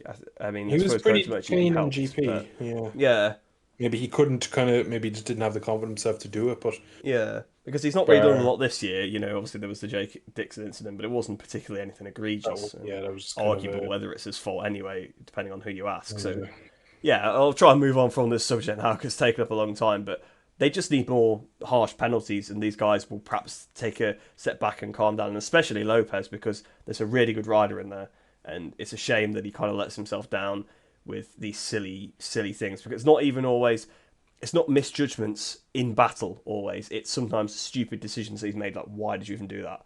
It's like, today, you can almost sit there and say, that could happen to anyone. They've tried to cut up the inside of someone they thought ran a bit wide, misjudged it, and knocked them both off. I suppose it happens, right? But with the dive bomb at the first corner twice, the other instance, it paints a bigger picture. Like if it's, let's say it's a Costa that's done that today to Dixon instead, you're saying, oh, that was a bit of a blip, but you get over it. But when it's repeated incidents from the same people, and they need to get penalised. again, you did mention the Catalunya. He also ran a Costa off, then rejoined the track incorrectly, That and is nothing was true. said about that. So like, again, when these riders keep doing these same stupid mistakes and keep not following the rules for the baseline, really, they're constantly in your head. So when they do something silly, it's probably blown out of proportion. But like I still look at I'm playing the Sam Lowe's crash in Mugello over and over again in my head the whole time we were talking. I still don't know what he was going for. That move is not on. That's not an No, overtaking spot. Like, it's not. um, it's just like he wasn't alongside him. He didn't pick him up. He just literally shoves him completely off the race lane and ruined Sam's. Back then, it probably was his like he had a decent chat with the championship. He was relatively in the hunt, and after that, he's kind of had a couple of bad rounds, and that was He was probably his on a season. run of momentum at that point, and that basically Exactly. Yeah. has like he basically ended his season effectively. Like it's not been near the front since then. Yeah. One in Jerez. I know he was on pole in Le Mans and crashed and it was restarting to score points, and then he was second in that race when he got taken out. So Yeah, it's a shame. That probably was took the probably his. fire out of him. He probably maybe Yeah, had what maybe he started to sort of believe that one last bit when he knew he was going towards Superbikes. He had this one last chance maybe, and yeah, probably just was enough to sort of put him off. yeah. So we are going to move on now to the man who won that race, Magello. He also won today. Acosta is magic. In your opinion, when does he wrap up the title? Oh, that is a tough one because I don't actually know how far in front he is right now in terms of I will points. answer that. Uh, I was about to say something very silly then because I was kind of thinking of an old sort of calendar. Um, He is 39 points clear. I say Sepang. He'll win it at Sepang, I think. So that will be. It's 2 rounds to spare with Qatar and So Valencia. he'd need 50 points after he leaves Sepang. Yeah, I could see that. Yeah. I think it'll be one of those things where like it's not like he needs to win to do it. Like he basically has pretty much done it at the round before. But it, Honestly, I'm going to say he could win by Thailand. yeah, So he's is that the 39 round points before? now. Yeah, that's the round exactly. Yeah, So yeah. that would be 75 points going to Sepang. Between then we've Motegi, Indonesia, Australia, and then there. So we've 4 rounds. Could he pull out another 20 odd points? Because we'll call it 40. He needs 25 then. We've got 35. some very Arbolino-y circuits coming up though as well. Maybe. Yeah, maybe Like there's an argument Arbolino, for that. obviously, won at Thailand and Sepang last year. So Good I point. remember Agora absolutely sending it to try and take that win Oh, and is sort that of losing the lovely? championship. So yeah, that's when I think he can wrap it up. But anyway, but if we're talking about him from this race, again, it was amazing. I think I kind of made a reference to it when I was about Masia that like Acosta did the exact same thing. He basically pulled away by like 5 seconds. In fairness, he had the pace on everyone. Obviously, he was second on the grid. Maybe Dixon had similar pace, but even on race pace, I don't think he quite had it. But I guess we just won't fight. We couldn't find out because obviously Lopez kind of ruined that one. It might have been a bit more of an interesting race the first start because Acosta had been sort of bumped down to like third place, and you had well basically his two championship rivals. If I know it's a bit of a termed call on that, but second and third in the championship were in front of him, who would be the two riders you'd expect would be able to most likely be able to beat him. So maybe would have had a better race there, but no, I think he just had that little bit extra on everybody, just pulled away. And just shows some weekends he has weekends like this where he's just so much better than everybody else, and you're like, that's why he's so amazing, and that's why KTM are going to like sack a rider for him, basically. They wanted to make a new team for him if possible. This is why they've locked him down on a contract. This is why they guaranteed him a MotoGP spot because they do not want anybody else to get their hands on him. Yeah, pretty much just the bottom line that they see his like you need to remember the reason KTM are in MotoGP now is for one reason. They brought Mark Marquez from the rookies to Moto 3 up through the classes, and when he got to the MotoGP class, there wasn't a KTM bike there for him to win. All his championships could have been on a KTM, and imagine if Honda Mark was on a KTM. That is the kind of sole reason why they came to the sport into the Premier class because they had the stepping stones to get riders from That's why they went the to Moto rookies. 2 first, I guess. Well, Exactly. actually they did it at the same time, didn't they? That's They why came they in went as to Moto a 2 and MotoGP, so they could actually they carry have through. the Because exactly. So after they had like the yeah, they used to have a 250, didn't they? But in Moto 2 they back didn't in have 08, anything yeah. anymore. Calio brought it. Yeah. But they were decent with the two strokes back in the day. in kind of just across the board a good KTM engine. But in terms of they lost Marquez when he went to GP, and look what Marquez has done in his career. Like imagine if you got the next Marquez, and that's what in theory they have in That's Pedro what they have Acosta. got. Exactly. So in on paper we have, if you go over the last kind of 30 years, you had Doohan and you had Rossi and you had Marquez. Maybe even probably putting Doohan in that category is probably doing him probably a little over the top because he won five in a row, brilliant, amazing, but he didn't come up winning 125 like Rossi and Marquez. Didn't win 250s, Moto 2 for Marquez. It's funny you And mention Rossi, really, because Aprilia kind of did the same thing with the exactly, KTM did with exactly. Yeah, Marquez. Like that, they took him all the way up to like that. Took it through 125s, he won that. Took it through 250s, he won that. And then what did he like spend a load of money to not have to ride Aprilia in 500s just because? pretty much. Yeah, he Yeah, Honda came hunting, and in Marquez's case, there was no one else. Not no one else, but there wasn't a an option for him to ride a KTM. But that is the kind of bottom line of why KTM now are in the class, and kind of it's a great addition that we have KTM. It's a shame really that we've lost Suzuki and we don't have Kawasaki, BMW, maybe even the likes of an MV if we could get them back on the grid. I know they're owned by KTM they as were well, so trying. they They were were trying there to at one get point. Marc Marquez and Pedro Acosta on an MV Agusta, It was take both of Husqvarna at their one two point. riders together. Yeah, it's just whatever Uh, brand they feel like it being this week. Got exactly. the CF Moto. Each week there's the same paper just with a different stamp at the end of it. Is all that changes. But um, he was unbelievable this weekend to get back to Pedro. Dixon keeps him honest. Probably holds a lighter to him, but I don't think really bothers Acosta. I think No, he's not threatened by him, is he at all? not really. They have a good kind of battle relationship where they kind of jab each other slightly off track, but it's kind of still friendly and they seem to get on well. Yeah. But I they think have there's a that like little level of respect, like as one of exactly, those yeah. riders that knows he's very talented. Obviously, Acosta like can recognise that Dixon is also quite talented, but just maybe not as much as him. And I think Mm, Dixon can probably see it the same way. That yeah, obviously he respects Costa because of how much talent he's got, and he knows that probably ultimately he's better than him, but he feels like on this day he can beat him. yeah. So it's just really for me, Acosta's again. No, we've seen championships swing in GP and Moto 3 this year so far. So you never know. Like we go to Motegi, it could be a wet race and he could crash on lap one and Yeah. Arbolino could win, and then that's 25 points out of 39 gone. And you're thinking, whoa, where did It's this going to come break from? down, or anything can happen, Exactly. can't it? So we Injury off the are, circuit. These things do yeah. happen. That happened to him last year. He broke his leg. Yeah, So exactly. So um, there's still a lot of laps to go, a lot of bikes to race, a lot of wheels to turn. So it's not done yet, but history would say he probably will get it done with a couple of races. At least two races. He needs kind of 11 points to make the gap to win it by Sepang, or by what round did you say? Was it Sepang? yeah, Sepang, because then there's Oh yeah, Qatar and Valencia left. Yeah, so he'd exactly. need 50 So leaving there. I think it will be one of those things where he probably goes in with like 70. He probably just doesn't quite win it at Chang.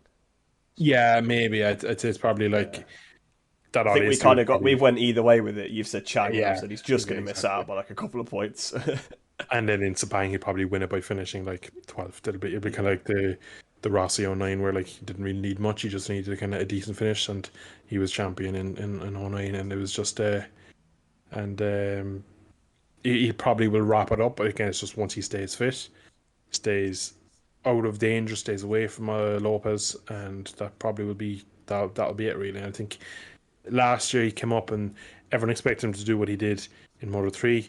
He started pre-season so well, and just the start of the season didn't go his way, then got injured and came back and then had this pace and had the kind of good overall racecraft and everything was going right for him. I think it just built such a formidable season for himself this year. Then obviously had the incidents throughout the start of the season, probably wasn't faultless at the start, but he really, as soon as we've kind of gotten into the European stage, he's just taken over. And if he hasn't won, he's been thereabouts, and when he hasn't won, he's taken decent points. And I think that is the bottom line is the sign of a champion. Like we talk about the best riders finish fourth when fourth is available.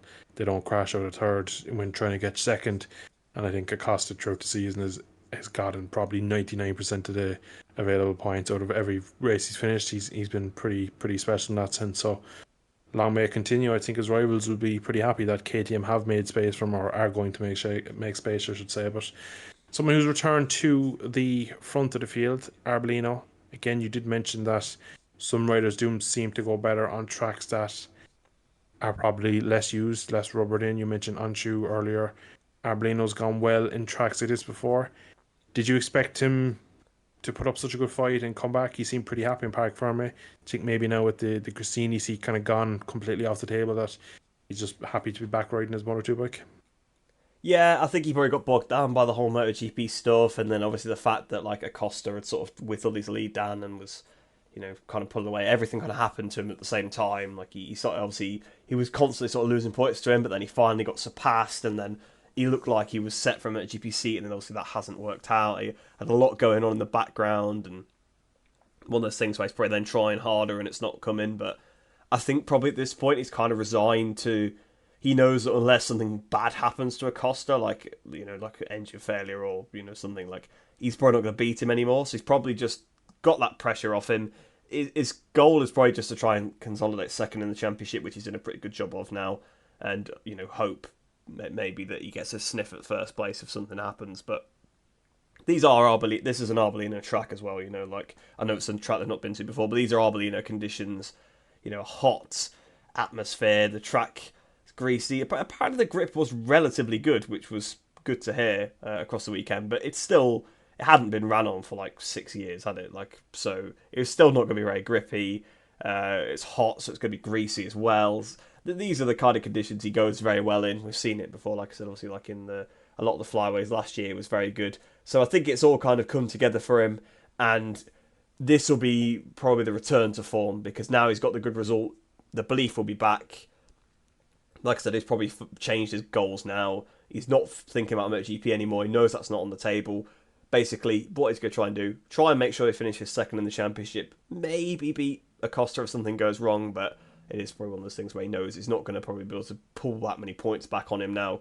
And just sort of set yourself up in the best position to try and win the championship next year, I would say would be the goal for him for now. I mean, I know he's a rider, so they're always going to still try and win the championship, but I think being realistic is the best thing you can do in this scenario, and hopefully it is a return to form for him because it's not been nice seeing him sort of struggling. I mean, some weekends it's actually probably not been as bad as we've made out, but just when you fight for the championship, you can't do that. He still probably been back end of the top 10, but seeing him back up on the podium was good, and he was clearly very happy with it as well. I think for him, the best thing he can do is just be there. And if there's any scraps from Acosta, if there's any mistakes, any mechanicals, any days where the weather isn't right, take his opportunity to come. Everything that's gone now is past. It's the history. You just put it to bed. Kind of start a new mini championship, the flyaways you could call it, and just have that run in. Just go right, one race at a time. I need to do as best I can, and we'll just leave it up to the gods, leave it up to the MotoGP gods, whether Costa finishes races, whether it's mechanical, his own mistakes, whether he drops it in the rain in Sepang, something like that. It can happen. We've seen it before. Championships go down to these rounds, and we always think, well, there's a favourite, and then there's a twist. Look at last Sometimes year. it goes down to the hairpin at Malaysia. Sometimes. Oh, yeah, it does. Or And the some Southern rider Loop at goes, Phillip Island, and yeah, yeah, that's another one. Yeah, there's many ways you can because that's skin a how we cat. thought Augusto had thrown it away, but as it turned Yeah, out, I Agora know. gave it back. So yeah, Gore said, he didn't want to win double it it and like pass it on. that. Yeah, Oh, I still can't get over that. double it and give it to the next person. Yeah, he did. He gave it to the guy in P2. What a result that was. But back to Arbolino. He just needs to be there if something happens. If Acosta crashes, we'll just say in Thailand, and he's ninth, you're not going to be winning a championship like that. If he's second, that's 25 points to him because he takes the lead then, and then you just want to put all the pressure on, like the kind of pressure's off Arbolino, because it's such a margin. You think, well, like realistically, I'm not going to, if Acosta finishes the remainder of the season by winning 3 of the next 6, a couple of podiums in between, and then a struggle in a wet race in P8, he comfortably wins the title. But if there's a mechanical and then he gets a bit, just has to ride tight and things like the pressure of going down to the last couple of rounds with the championship online has changed every single rider. There's no rider in history, you say, that went to the last 4 rounds with the championship online that didn't look what happened to the great Valentino Sepang 2015. That was a pressure cooker environment, and it exploded between him and Marquez, and that was because the 10th world title was on the table. Again, I didn't really mean to bring this up because this is God's war all over the place right Yeah, now. why the comments World will War be Three is just interesting on going to this one. start. I know, yeah, we'll have to be good reading this one, but As long as you don't say who you think was at fault, you'll be fine. so the sprint race. No, but yeah, Arbolino, fabulous. He just needs to be there, I think, is the bottom line. I think we both probably agree that if he's there, if there's a scrap, if there's an opportunity, he can punch, and we both believe that he'll have a strong run in. And if there is weather, he's your boy. Just look at was it Thailand last year in the Yeah, the extreme rain? monsoon conditions. Yeah, he was so quick there. So we could get two, three of Argentina them. this year, you got Yeah, Texas last year as well. he's just No, it wasn't wet, but the track wasn't very grippy. So yeah, exactly. So these kind of off days where you're not your typical European track that has probably 15 track days a year, and there's probably three national series to go there, and then there's World Superbikes and GP and Formula One and more all than sorts. 15. Yeah, probably exactly 15 a month at this rate, probably. Yeah, But exactly. we are going to move now to the man who finished behind the other two, Roberts. Again, Joe, when but it's a not Kenny. weird, yeah, Roberts and the American flag. There's many of them. Yeah. That could be a lot of them. When it's a bit of a weird weekend, Portimao. This was this last year. Yeah, It's Portimao last last year. year. Yeah. When it's a weird weekend, he seems to end up towards the front. Now, whether that's a compliment or a kind of disregarding him, I don't really know, because it's the weird weekends he seems to appear. When it's a normal Saxon weekend, he still seems to be 12th. Is that a fair assessment of him, or am I being harsh? I think that's fair. I think that's pretty fair. I mean, if you remember back, what's your first standout moment of Joe Roberts? Because I know what mine is, and it's at a specific track that's a bit strange. Um, my main memory is him overriding Catalunya in the heat when he had no need to and crashing in turn Okay, five. fair enough, fair enough. But like, my first memory of Joe Roberts doing something pretty good was at Qatar in the COVID year. You know, when Moto 2 was the main class because MotoGP wasn't there. Did he Oh put it on yes. pole? Yeah, Yeah, yeah. like, that was the first time we'd ever really seen him do anything, and that was at a strange circuit, and he was flowing it on the American racing bike. And we had some other races like that. I think he goes pretty well at Portimao most of the time. He Yeah, lives and in obviously, Portugal, doesn't he? So that would make sense. I believe he does live in Portugal. probably I didn't know that, but yeah, I Yeah. think he has been in Europe for a long time because he was like I believe he came through sort of like the CV kind of route, so like Moto 2, I think. So yeah, probably why he goes there. He's probably done a lot of track days there and stuff. But yeah, he kind of is one of those riders that turns up on the strange weekends. I think maybe he kind of hits his potential early a lot of the time. Like, he's probably one of those riders that can't find that last little bit with the setup. And let's be honest, I don't think it's really gone to plan. Him going to Italtrans. I know he picked up his first race win, and like you say, he was winning at Catalunya last year, wasn't he? By quite a way till he fell off. He was pushing way too hard, and it's not really like we kind of thought that like he was going somewhere at American racing. He was going to become maybe one of those riders that would potentially be able to fight for a championship. You know, at least winning races and stuff. But he moved to the Italtrans team because the opportunity was available that just won the championship, and it's probably just not worked for him. And obviously he's going back to American racing next year, so it'll be interesting to see. But yeah, he looked really good. And actually, I want to give a shout out to the rider he's battling with as well, Sergio Garcia, because he's had a very good rookie season. I think it's been very, very overlooked in my opinion. But another good weekend from him, especially again at a track where it's a bit more level because nobody knows the circuit on the Moto2 bike, so he jumps up and is up there a bit more. But back to Roberts. Fantastic ride, and that pass he pulled, in fact, the pass he pulled twice up the inside through the banked corner was really, really impressive. And he's got a really nice riding style as well. I know that's a weird, like, sort of thing to, like, say props to him, but it's nice to watch. I like his body position and stuff. And he seems like a really nice guy as well, and I hope that going back to American racing next year will bring a bit more form for him, because it's not nice to see people struggle, like I said earlier on. I can't remember who it was about now, but you don't like seeing riders struggle, and it's great to see him back on the podium. And it was a great ride. He got up there from sort of near the beginning and sort of battled with Garcia throughout the race. He's kind of sat behind Garcia, didn't he, for pretty much the entire race until like a few laps to go. I think Garcia kind of ran out of tyre and he sort of went for it, and they had a really, really good battle. Obviously, he made the pass Garcia sort of got back in front. Then he made that same pass through the banked corner, went on the green, and sort of got re-overtaken. I don't think he necessarily deliberately let him back through, but lost the position again. Then he was looking to dive up the inside into the penultimate turn, but Garcia overcooked it himself, ran off the track, and I think it was good there was no penalty for going on the green either, because I think they'd sorted it out themselves. And yeah, it was some good battling, good clean battling between the two of them, and nice to see Joe back on the podium, because again, it's been a long time since he's been on fourth. I think like Magellan last year was that the last time he's been on the podium, and Yeah, I think it so.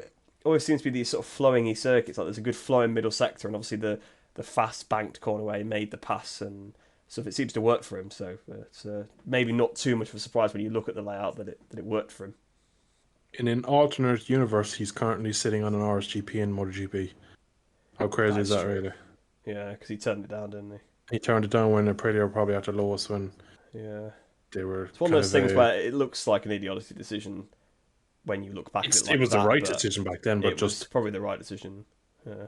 it's um it's one of those kind of career defining things. And at the moment, barring Dorna pulling strings to get an American into the top class, I don't see him getting a seat unless now next year he turns into kind of what Dixon's been this year, where he's a top three, top four man every race and Yeah. wins a couple of races, and then I think he'd is need to go to somewhere like IO for that. I think he would be a good fit for a team like that, yeah, like that kind of molds someone that's pretty good. yeah, Like kind of what happened with Remy Gardner. Like I exactly, see yeah, him yeah, a yeah, bit like that, where like he's clearly got some talent, but he's a bit rough. If you put him into a better team, I mean, maybe just being back in that American racing family environment, even just having the same culture as the people you're working with is a big thing, and it probably makes you be able to relate to them better and communicate better and things. So maybe that will make that step. But yeah, I think he would be a good shout for one of those kind of teams. But obviously, those are already taken up IO slots.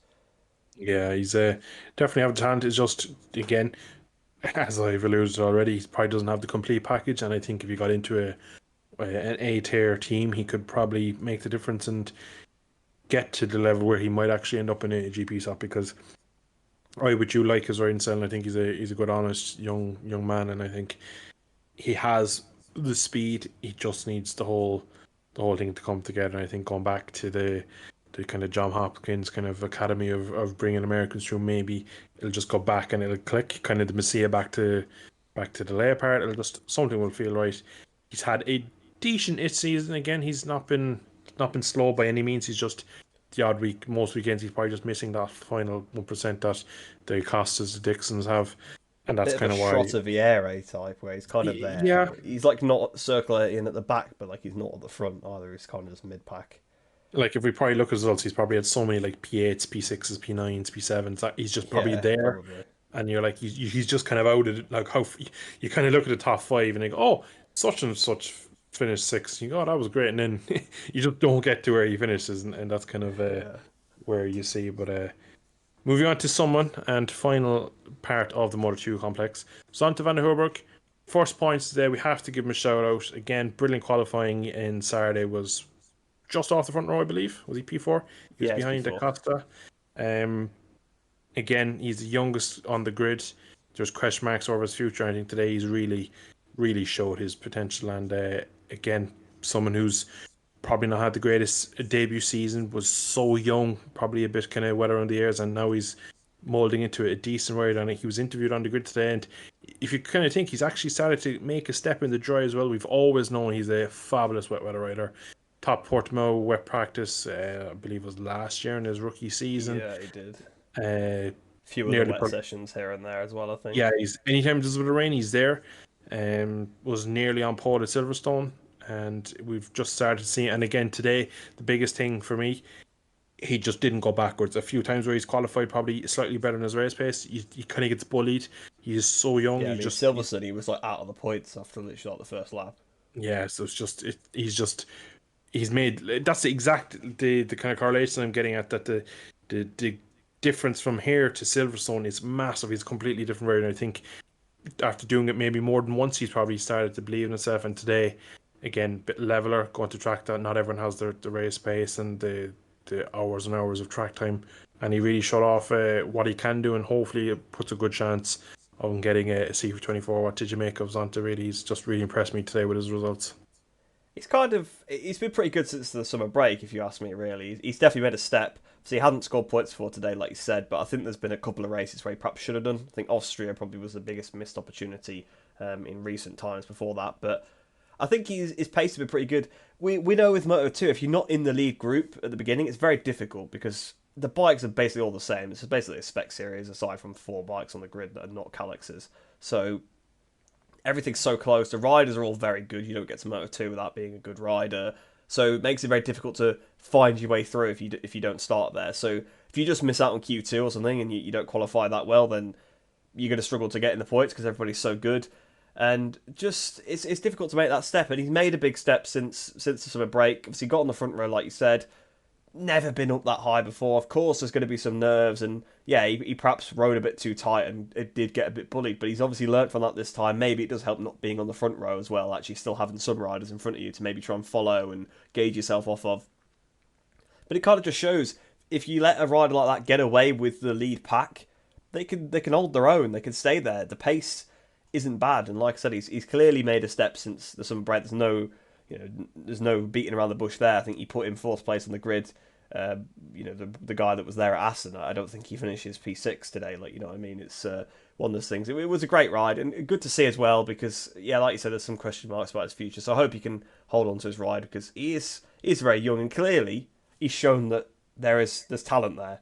He's not just someone that's just there. We've had riders in Moto 2 before that perhaps have just paid for a ride and not been any good. I'm not going to name any names because it wouldn't be very professional, but it's like there has been riders like that in the past, and he's clearly not one of them. He's clearly not. He's clearly shown that he'd already shown to me that I'd already seen the talent, but today was at next level because I saw him 4th place. I thought it'd be great for him to get his first points, but I thought maybe he'd get his first points for like 11th. I didn't think he'd be able to hold on to the top 5. He only just lost 5th towards the end, didn't he? So yeah, it was a fantastic result and really happy for him. And the big thing for me, right, is when the last couple of laps when they went to Acosta, you could see Zanta and the kind of top 4 or 5 in the back of shot, and that's the big thing that it wasn't gap that to first place, isn't it? It's like that's the thing. That's the thing you gauge in Moto 2. It's gap to first place. Yeah, exactly. And Acosta was 5 seconds in front of everybody else. If you're looking at where Arbolino is, he's within the shout. And yeah, it was a great ride from him. I really hope he can carry the momentum forward. I think he can as well. That's the thing. Yeah, and he's so young, and since he got into class, there's been a kind of couple of like, well, he's only there because of his dad being Jurgen and stuff like that. But I think last season, he was so young that every track he went to, it was a big learning curve. And probably, I'd say, last year, if you gave him a whole weekend back again at the same track, he probably would have made a step last year. But it just takes time for you to kind of go back to the same track and go, right, last year I struggled immensely here with this, that, and the other, but we have the bike set up better, and he's on the newer bike this year, and he understands the tyres more, and he's just, again, it just shows that we forget when the likes of a Pedro Costa comes through and wins in his debut season, then comes up into Moto 2 and wins races and is there at the front. You forget that you're slightly more normal human beings. Take 2 or 3 seasons just to figure out the last 1% of riding a Grand Prix motorcycle at the kind of the highest level. So he's progressing nicely, Zonta, and again, I do hope that he finds somewhere next year. It isn't confirmed he's leaving, but there is kind of word in the paddock that he probably won't be in the RW squad next year, maybe, but you never know after performance like that today. And again, like we've both mentioned, he's a fantastic wet rider. He's probably one of the better wet riders on the track in the Moto 2 class. So like he could easily sneak another great result in a Sepang or Thailand if the weather falls his way. So you never know, he could be well in with a shout of getting a decent ride next year. Please God. Now we are finally going to get to the GP. We're going to start, of course, as always, with our sprint race. It was a bit of a messy sprint race. Would you agree in the kind of vague statement? Yeah, I mean, I guess the first corner was a bit messy, but after that, it wasn't too bad. Obviously, really, the only crash I could think of after that was Mir, and that's not exactly an uncommon sight this year. Obviously, we're going to probably talk about him later on, but it was good to see him at least at the front. It was good to see the crash. Usually you just see it pop up, right? Because he's like P19, but you actually saw him crash out at like P6. So like he was actually there. He was near the front. I'm not saying it was good to see him crash, but my point is like at least he was there when he crashed. It wasn't like he was at the back of the field falling off like he has been most of the season. But yeah, really the mess happened at turn one. Marini thought it was prime Rossi breaking turn one. Tries to grab those extra few inches and just completely runs into the back of his teammate in probably the worst, probably not the worst display of teammateness this weekend, but that was only because of what Sasaki did, I guess, in the Moto 3 race. But yeah, he runs into the back of his teammate. He comes off worse. Now, to be fair, I wish Marini a very speedy recovery because he broke his collarbone, so that's obviously not great to see. He's also got a long lap, I think, as well for that incident, which yeah, rightfully so because he did cause it. He just ran in the back of Bez. I know some people were saying it was Bez's fault, but I disagree with those people. I think it definitely was Marini's fault, and it was a very easy thing. Like I know I was sort of half joking about it a little bit there, but it's easy to do. It's such a tight corner. He only broke a little bit too late, and you can see he tried to stop, and not hit the back of Bezecchi, but then that obviously caused the rear wheel to come off the ground. Into the back of Bezecchi he went, and then like I said, obviously he's picked up an injury, which is you never want to see. So hopefully, I don't think we're going to see him back at Motogp, are we? I think he'll be probably off, will he? Or Realistically, yeah, he probably will yeah, take because he's had to go back at to least Italy to one. have it plated. He's not going to probably do the Yeah, Lorenzo and come straight back. So there's not yeah, much for him to gain really. He's going to no, be in that exactly. team again next year. There's no title on the line. It's kind of just No. probably go away, take a little respite, and come back and probably Sepang, Thailand, maybe around then, if that. Maybe Indonesia, maybe, but again, there's no need for him to rush. There's kind of no benefit of him coming back too soon. But yeah, so hopefully he's back soon. But that was pretty much the main incident. And then there was also a little crash behind Bradle. I think ping-ponged between the two gas bikes, and him and Polo Spagro went flying into turn one. They were both fortunately okay.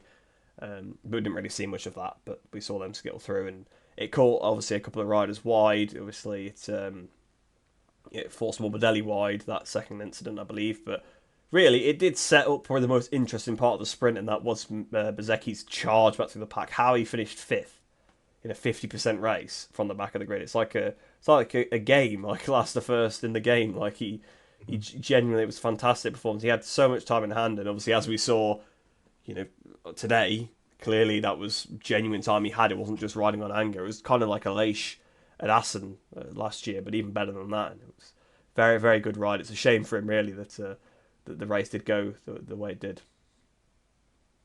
Yeah, it was a slight disappointment because basically Pecco all weekend looked ragged, which is the one word you do not compare Pecco. He's not ragged at all. He's silky smooth, has that Dovi Lorenzo kind of wheels in line, nice heavy braking, and just does no Marquez slides or front end tucks on the elbow, and does none of that. And when he is slightly out of shape on the brakes, it's just not there for him this weekend. And when Martin kind of got to the front, you kind of thought, yeah, that's kind of it really. Like unless something happens to him, there's no way Pecco bridges the gap to him. And the fact that every lap they were kind of showing the gap from him to Bezecchi, and I saw a stat this morning, I believe it was on the live feed. If you take out the first race or the first lap of the sprint, basically the incident with Bezecchi, his race time was 7 seconds quicker than Jorge Martin, which in a sprint race is absolutely ridiculous. Um, so when we got to the full race, there was so much going to go on because we're all I think hopeful it that was like Bezecchi, 3 rather than 7. maybe it was 3.7. Yeah, I think it was 3.7. Maybe I got a little Yeah. overexcited. But it was 76 seconds quicker than Jorge Martin. Anyway, he was put it this way. He was like going to He lap him, man. he was seconds quicker than the race time of Jorge Martin, whether it be 3 or 7 seconds. It doesn't matter in the end. He would have beat him if it was a straight up race, put it that way. If he didn't have the incident with Luca, which of course again we wish him well, but it just shows how good he is, and we got to see a great example of Yamaha Ducati on the back straight up until fourth gear. As soon as he clicked fifth Yeah, gear, it was Moto 2 it's bike gone. versus GP bike. It Yeah. was it was no comparison, and we know Fabio is one of the prime breakers on the grid. He's one of the best, and he kind of tries to hold it and just kind of runs wide, and kind of you just kind of think, is that all he can kind of offer? And again, I'm a huge Fabio fan. I'm so in awe of his skill on a motorbike, but he just doesn't have the equipment. It's just the exact same as Marquez. You just know that if he had the tools, he'd be there week in week out putting on a masterclass and putting on a great show. But it was sad to see. But just the sprint in general, if Martin gets to the front, we kind of all knew that that would be it. He showed great pace all weekend. To be honest, the biggest shock of the sprint really was the fact that Bezzecchi was that much quicker than him. I know obviously Yeah. Martin probably managed, but it probably provides in the Sunday race that he didn't really manage that much when he kind of took a gamble on tire because he probably probably a bit like Toprak and Johnny Rain Superbike. He's probably scared into making a decision just off the pace of the other Ducati of Bautista and Superbikes. They usually make a change for the second race, trying to just negate the difference. And I think that's kind of why Martin did go for the medium rare in the long race on Sunday, because I think he just needed to somehow offset himself from Bezzecchi.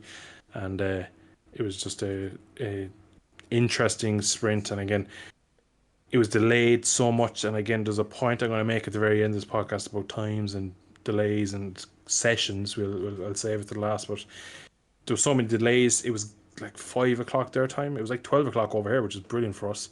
Um, might have been actually, it was after one. I think it might have been like 20, Yeah, maybe because one or it was supposed to be at like 12. That was it it was was. definitely a good like But hour and a yeah, half delayed apparently, according to yeah, it the was. over. Again, I was at work, so I was kind of like in and out, and Actually, I yeah, I think it watched was it. supposed to be done for 12. I think that's actually what it was. Yeah. Yeah, because So it didn't. I think it was in 10 to 12 today. The GP race finished, so that would have been yeah. around roughly the right time. So it was an interesting sprint. Obviously, it was very messy at the start. After that, nothing really happened. Mark Marquez was special. What Yeah, did I you was gonna make of say him? interesting is probably not the right word. It It was wasn't particular. interesting to see the track because Yeah, it was just interesting to see him racing on it. I suppose is more the point of there wasn't much battling. I think it was quite spread out. There was a lot of incidents at the start, and that kind of shaped the sprint really. yeah, it did. It certainly did. And yeah, I think you were about to come on to Marquez, right? About Yeah, he was yeah, a class act on Saturday in the sprint really. And I think he made the point. I believe it was Friday that you take away all the grip and you kind of give it a fresh track to everyone. You see the actual riders come to the front, and that's why the likes of Fabio was closer, Mir was on form, Marquez was there, and I some think of it the makes it more about the actual bike as well, rather than the devices on the bike. yeah, So I exactly. think And the fact they didn't have the data, I don't think yeah, like you turn up to Catalunya or Mugello and Ducati already have a racing a bike there. Um, I think honestly, if we went to Mugello tomorrow, maybe not Mugello because the big straight, if we went to Jerez tomorrow, you give Yamaha the 3 days of their normal routine and you get Ducati to race them on Sunday without turning a lap, and they probably will be able to compete just off their knowledge and data of the previous races. I think they're just that much of an advantage over everyone. So I think it just shows that having that many bikes compared to the Yamahas and even Hondas now as well, it just blitzes them. They get so much information back into their brain, and there's just so much. And again, we see it week in week out that it's always the Ducatis there. And we've had a run of form with the Aprilias and the KTM's, but the Ducatis really have pushed it. And again, if you're Mark Marquez on that Honda, what he did today and yesterday was just oh, world level riding. And again, he just shows why he is 8-time world champion and why everyone kind of wants his spirits and wants him back at the grid. But going to jump now to the main race. We're going to start with Bezzecchi. Pretty much brilliant. Perfect race from him, you'd say. Kind of made up for his demons on Saturday. Kind of wasn't his fault, like, but yeah. I was gonna definitely say I made up don't for think it. he didn't really do a lot wrong on Saturday, did he? To be fair, he was pole position and fastest guy of the race. He just got knocked out of the way by his teammate. But yeah, as his helmet said, or his helmet said at the last round, simply the Bez. You know, he Mhm. was the he was the best this weekend. We've seen this before. Obviously, it was similar to Argentina, really, wasn't it? When he just pulled away from everybody at these tracks with like low grip. He's a bit like Arbolino. He just has that last little bit over everybody. It's very very strange to see, but very very good. Really, I don't have a lot to say about him. It's like one of those rides that Bagnaya's had where he just pulled away from the rest of the field.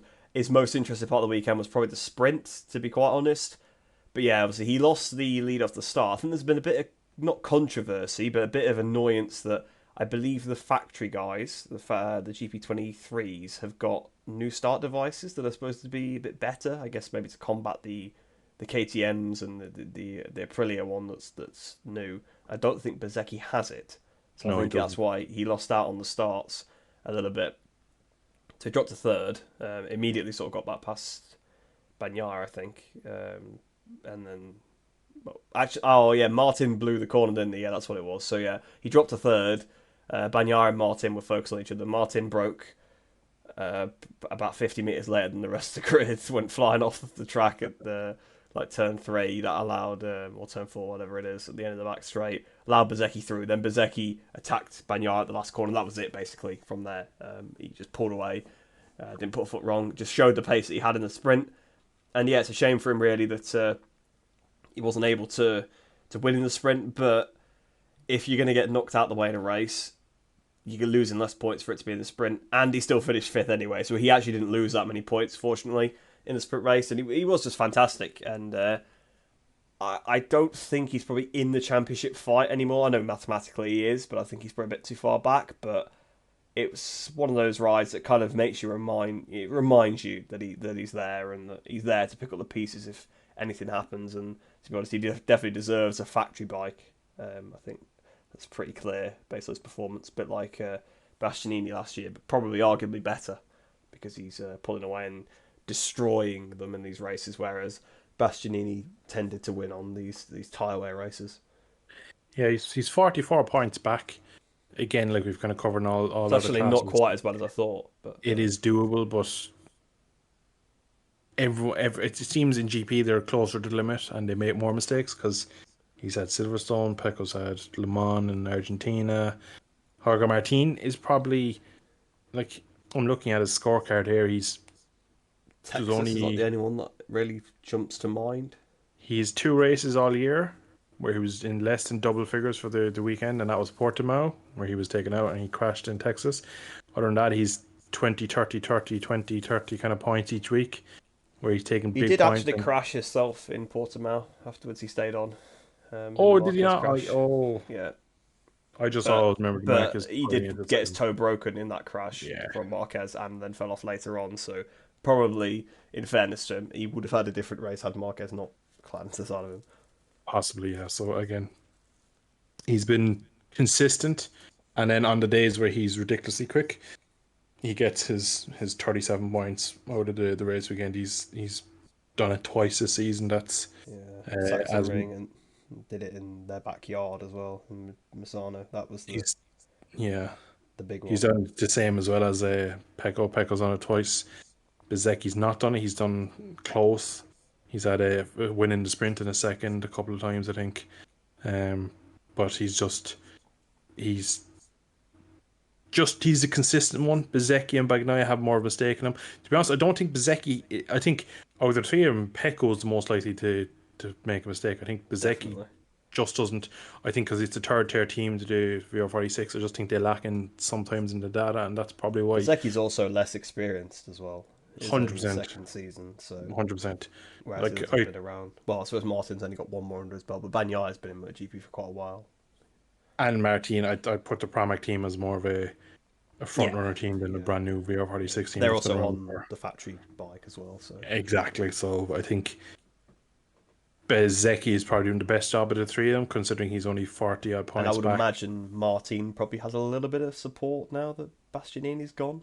I Not would gone, exactly, but out. but I yeah, imagine that more or less, maybe yeah. they've moved a few technicians aside because it's not like Yeah, Piro's got the test team anyway. So yeah, that is a good point in fairness, but it's just I think Bezzecchi has a bit of the Valentino, and he just doesn't seem kind of to be nothing really falters him, and I think Pecco, yeah, as we saw today again, has that crack in him and a needless mistake. I think Bezzecchi seems a little less like that, and I think Bezzecchi. It's you think of Bezzecchi, you go back to when he was in Moto 3, he was a front runner. Moto 2 was a front runner, but he was never what he is now, and he's gone on to this he wasn't Ducati. on the And best bike either, really, in Moto 3. The Prustal team, no disrespect to them, it's true, not true, exactly yeah, the title winning team, is it? It's yeah, that's true. although But I suppose Grassini wasn't either. To be fair, I guess they were both really. Um, the thing is, when Bezzecchi came through, there was no. Put it this way: when Bulega came into Moto 3, big hype, and he's going to be on a factory Ducati and World yeah, Superbike, of he's course. actually recovered his career. In fairness to him, He's turned a it couple around, of years ago, you'd be right. Yeah, but Bezzecchi kind of under the radar, probably because the likes of your Frankie Morbidelli, Bagnaia, they're probably just ahead of him in in the firing line. Obviously, there was obviously Marini always being the half brother. Valentino was always there was always keen interest to see how we do. Same with kind of the way Alex Marquez has come through.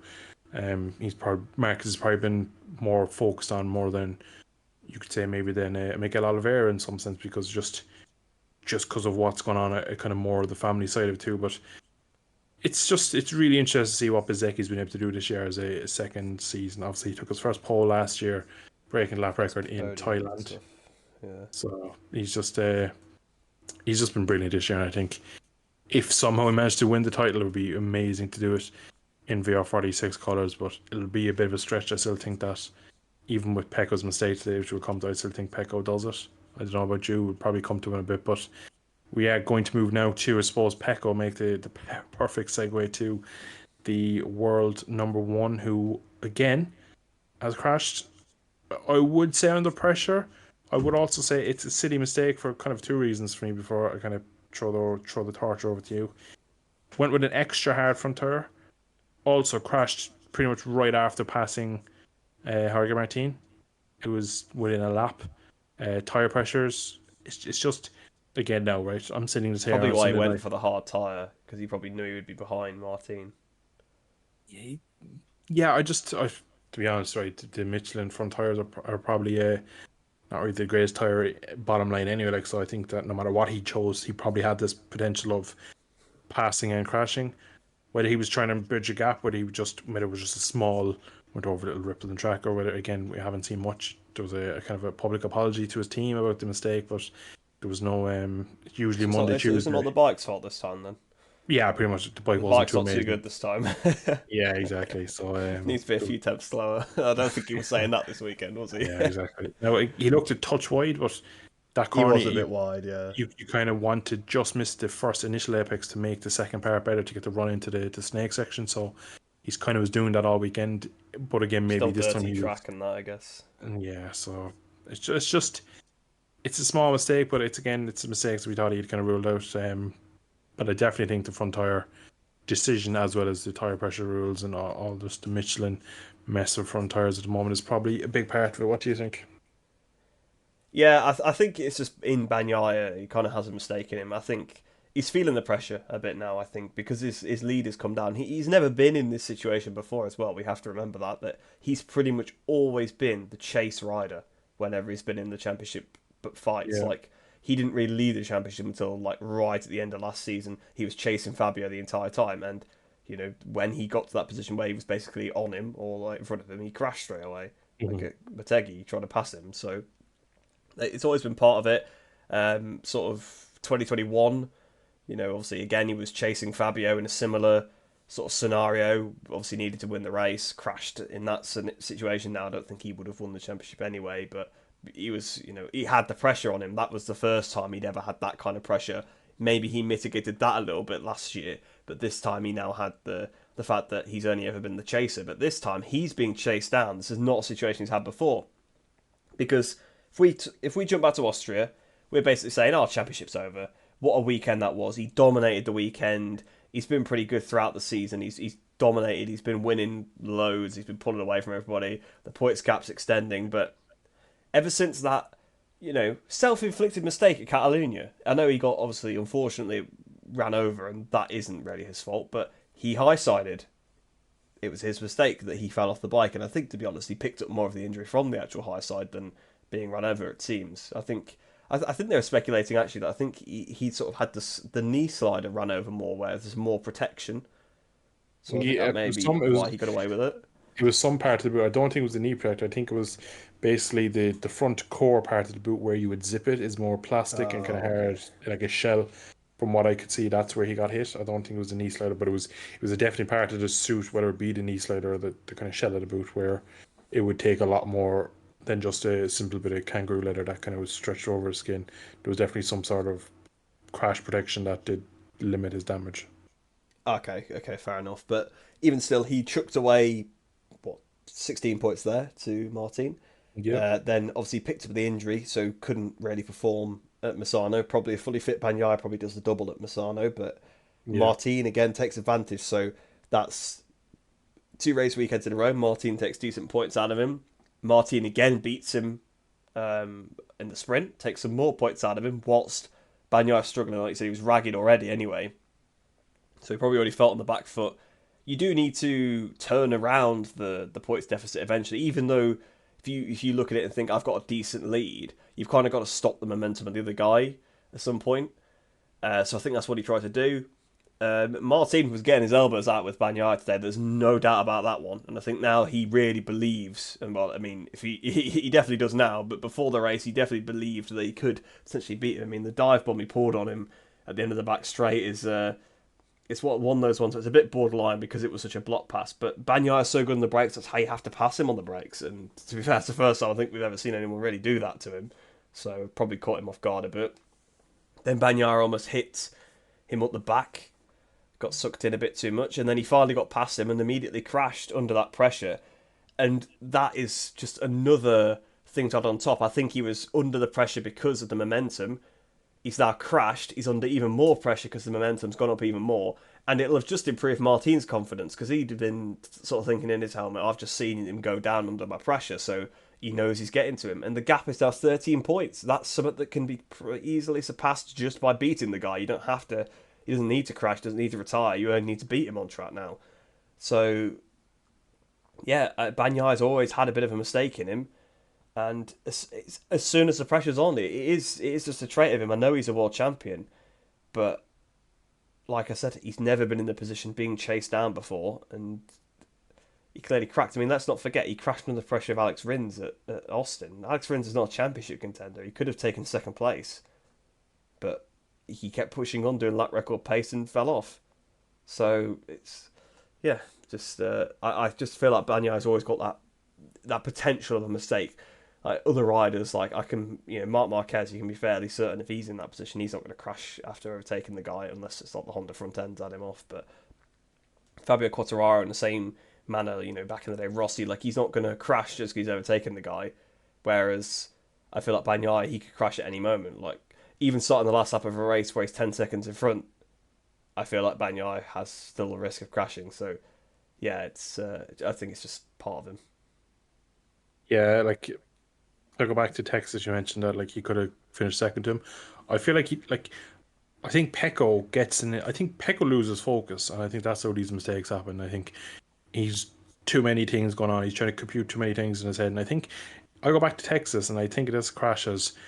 I'm only pulling a tenth a lap over a guy on a satellite Honda, and he thinks he has to go above. It wasn't due to the fact he was on his limit to try and beat him. I think he just thinks in his head, I have to be doing better than this, and that's how it crashed. He could easily, maybe not easily, but he should have stayed at what, maybe two or three tenths off his current pace that he was doing when he crashed. If Alex Rins catches him, he's going to have a hard time passing that Ducati at any part of that track. If he does, you sit in him, you watch him, you do what Valentino did for his whole career. You study, you snap back, you make it a race, and you don't crash Don't do trying what to. Valentino did to Rins at Austin, though. That Well, doesn't work. maybe not like 39-year-old Valentino, whatever. In 2019, he would have been Yeah, 30. just send it up the inside and run off the track. Like, oh, well, that's the Yeah, race over. so again, but like perfect example of Laguna '08. It was Laguna '08 where Yeah, that was the famous one.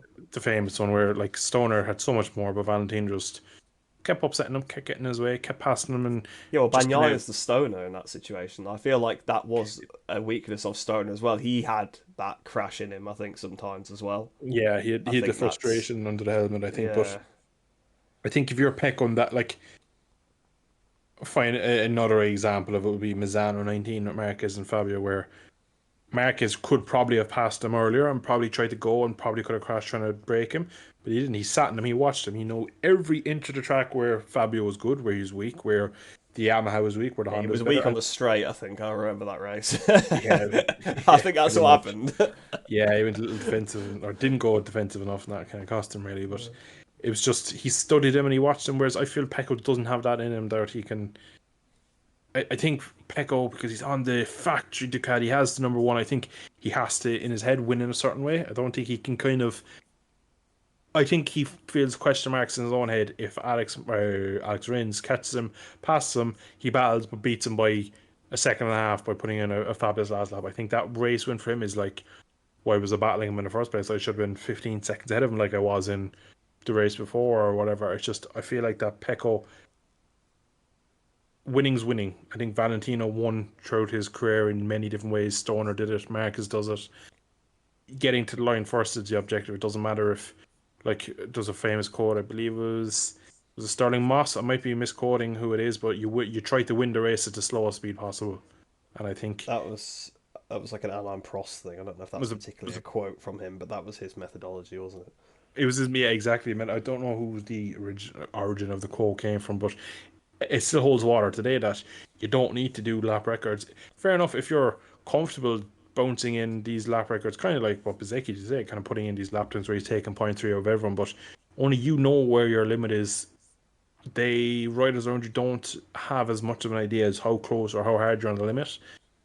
And today, he just went over the limit when it wasn't necessary. Even today, again, now you make a solid point that he has to some point get the wall up and slow down the tide and start taking points back and kind of getting things back in his bag. But you don't go and crash while battling him.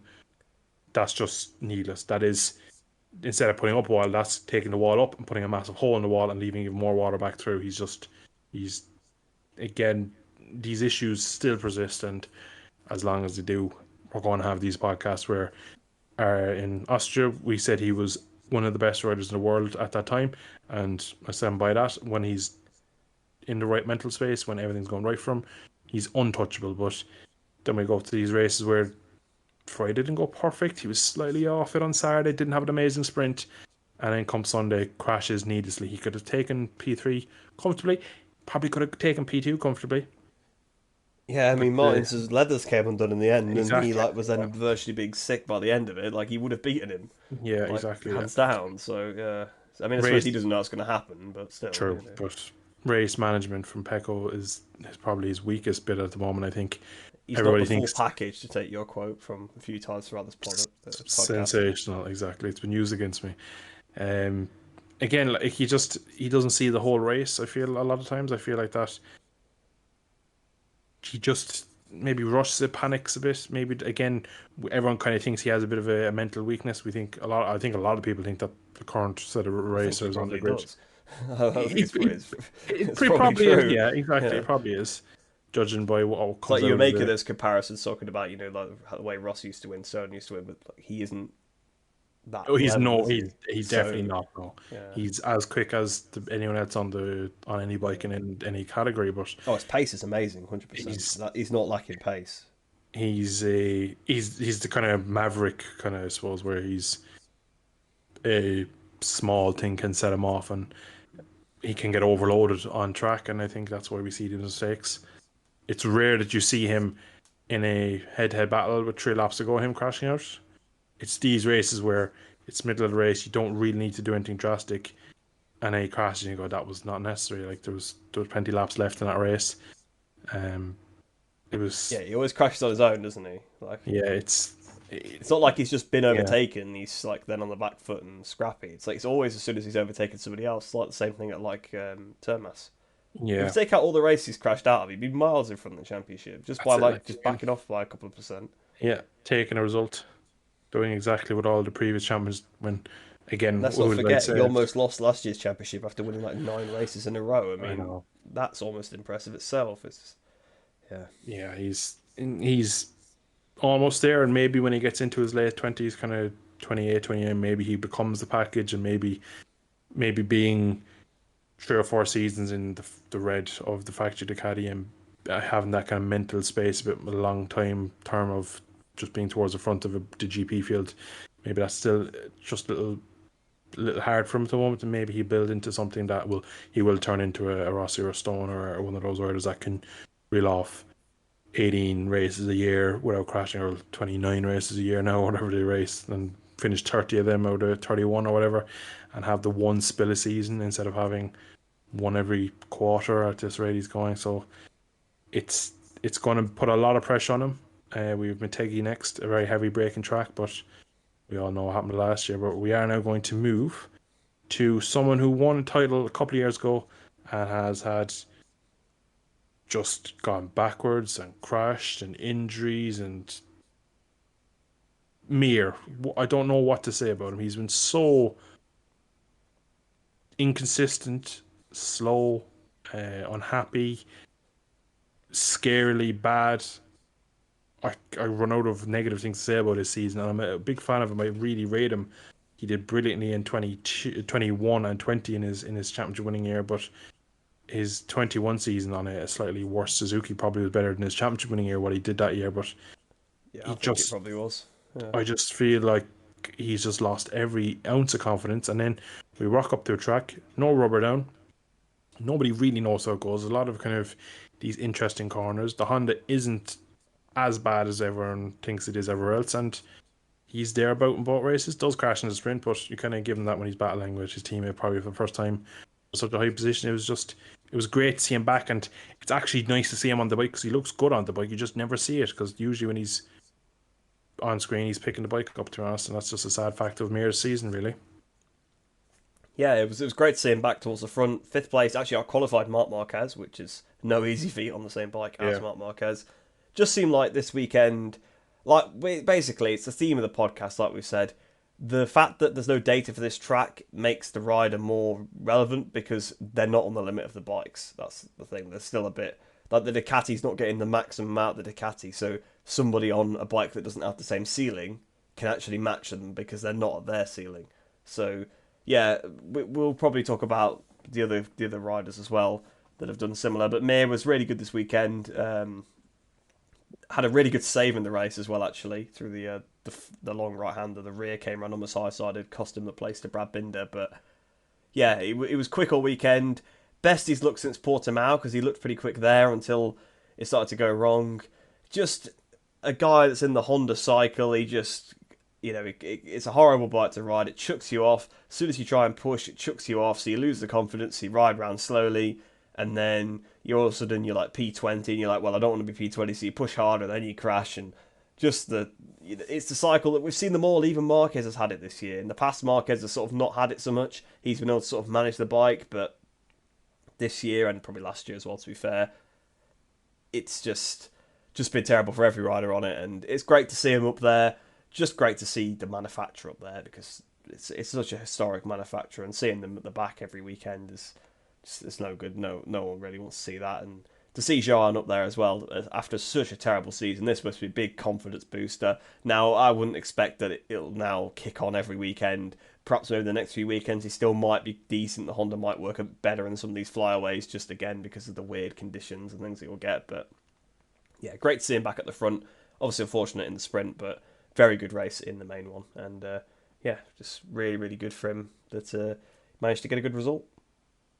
Shows as well how hard they're trying, considering he crashes out of the sprint and Marcus crashes out of the main race. They're still, even Yeah, though the bike wasn't like automatically a top five bike, was it? All of a sudden, it was it was still two difficult. world champions making the difference on a dog of a Honda, really. And Yeah, it was just the fact that the Aprilias really weren't at the races. KTMs were misfiring.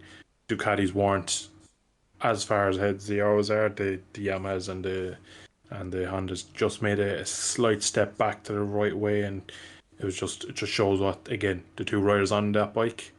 I suppose you could say the four Japanese factory bikes, the Frankie, Fabio, Mir, and Marquez, they all had better weekends because they kind of it came up more on down to the rider than the equipment, and it just shows that people question Mir, they question Frankie, they question Marquez and Fabio, they question all four of them really over the season, whether are they thrown in the towel, has the head dropped, is the confidence gone, but it just shows when the table is just leveled off slightly, these riders come back and you just see other equipment go kind of wayward, and it just then comes back to the Japanese style of making bike that chassis is amazing and it just seems to go that sense. So it just they shows, make a right? bike basically. Exactly. They actually make a bike. they don't they make don't. a They don't make some quantum. spaceship with like all these devices on it that then turns better. So they make a good chassis initially, and yeah, brings it They back to don't them.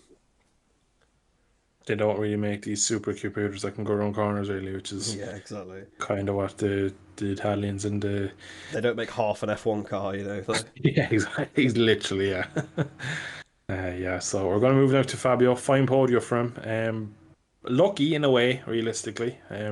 He's only there because Marquez and Pecco's crash, but same got as to stay on, Texas. didn't you? To exactly. You need to. These races are attritional. You can't crash on lap one trying to make an overtake on riders when you're not really ready You could for it. argue And the Ducatis are lucky to blast him on the straight, so yeah, exactly. So it was a I wouldn't say a fabulous weekend because P3 to Yamaha is still P3. That's kind of not where they want to be, even though they'll take it after what happens all this year. They've just been miserable. So it's again, I don't want to. It's the same with the mirror thing. I don't want to say it's a light at the end of the tunnel because I'm not going to kick on. We're going to go to Motogp next week or whenever it is, and we're going to see him qualify 14 to not make it through to Q2, and he's going to be heading hands again on the tank coming in on the in lap at the end of Q1 after being knocked out of qualifying by Miguel Oliveira and Jack Miller, and that'll be his weekend over again. And we'll continue and continue until the end of the season, and that will be it really. And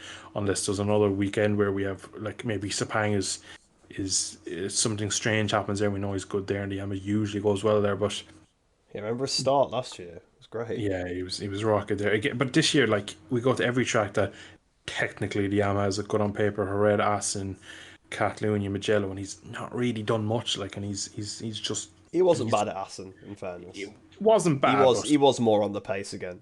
he wasn't what he should be. He wasn't No. a MotoGP world champion. Well, yeah, he wasn't 10 He seconds was up the road like he should have been. exactly, But yeah, exactly. So he's still. It just shows when the track favors them, they only become a top they six by become then. competitive. They're Yeah, like exactly. Instead of yeah. ripping the field apart like they have done in the past. But yeah, any thoughts really on the Fabio more than Yamaha, I suppose, really this weekend? Yeah, I mean, to be honest, I was kind of going to sum the three of them up together because it's the same as the Mir Marquez Fabio situation. It just showed how good they are. I think it also just shows that the bikes they're on are okay when they're not at the limit because they're always on the limit of their bikes, but the limit of their bike is not as good as the limit of the other bikes. But when you take everybody back and no one can get the most out of their bikes, all of a sudden they're at the front. All of a sudden they make the most of the situation when Bagnaia loses his head and falls off, and these different things almost managed to beat Martin with the calamities that he had and obviously running off on the last lap and stuff. So, yeah, a fantastic race from Fabio. And it's just, for all three of them, just reminds how good they are. Just reminds everybody, these guys, they are the best riders on the grid. Yeah, a bike racer or bike fans can forget quite quickly that Mir is a deserving world champion. Mark is the greatest rival No one's going to forget how Valentino's ever. good Marquez is, to be fair. To be fair, yeah, but there's a lot of people kind of Mir questioning him. definitely, But though. Mir definitely has had a lot of people sort of questioning online. I've seen, even when he won the championship still at the time, people sort yeah, of saying, so they I don't definitely do think now. he doesn't really get the credit. And I think if he ended up on a Gresini Ducati, I think he'd really show his class. But it looks like he probably will be still in the HRC colours of Repsol Honda next year. But we're going to move to someone you just mentioned. Martin, last lap, ill leathers. He kind of had it all today, really, in his race, didn't he? Yeah, he kind of did, really. Yeah, obviously, I mentioned it like before. He was battling with Bagnaia, so he had some proper good battles with the championship contender. Some aggressive passes from himself as well, absolutely sending it up the inside of Bagnaia and properly picking him up. Then he had Bagnaia crash in front of him, and it's like, okay, he just needs to bring it on home now. Then it cuts to an onboard, and his leathers seem to be open. The commentators didn't actually seem to notice it initially, but after a couple of more shots to it, they did notice. He then, to be fair to him, managed to zip the leathers up, so the danger is removed. So I'm glad that there wasn't any intervention from the stewards with that one because he sorted it himself. But then looked like Fabio caught right onto him with that, but then he pulled away from Fabio again. It looked like he was going to be okay for it. Then all of a sudden it cuts to, on the last lap, it cuts to a shot of them side by side. He's ran massively wide at the end of the straight. Does a very aggressive pass around the outside into the sort of the flip-flop section to get the place back. They're still side by side after the banked corner, but he just comes out on top. But then he goes straight to his garage rather than Parc Ferme. They're pouring water all over him. He's barely able to stand up. They get him. They basically walk him down to Parc Ferme in the end, and he's sat down on the floor. And the medical staff have to come, and they're giving him. Did they give him a drip in the end? I think, but.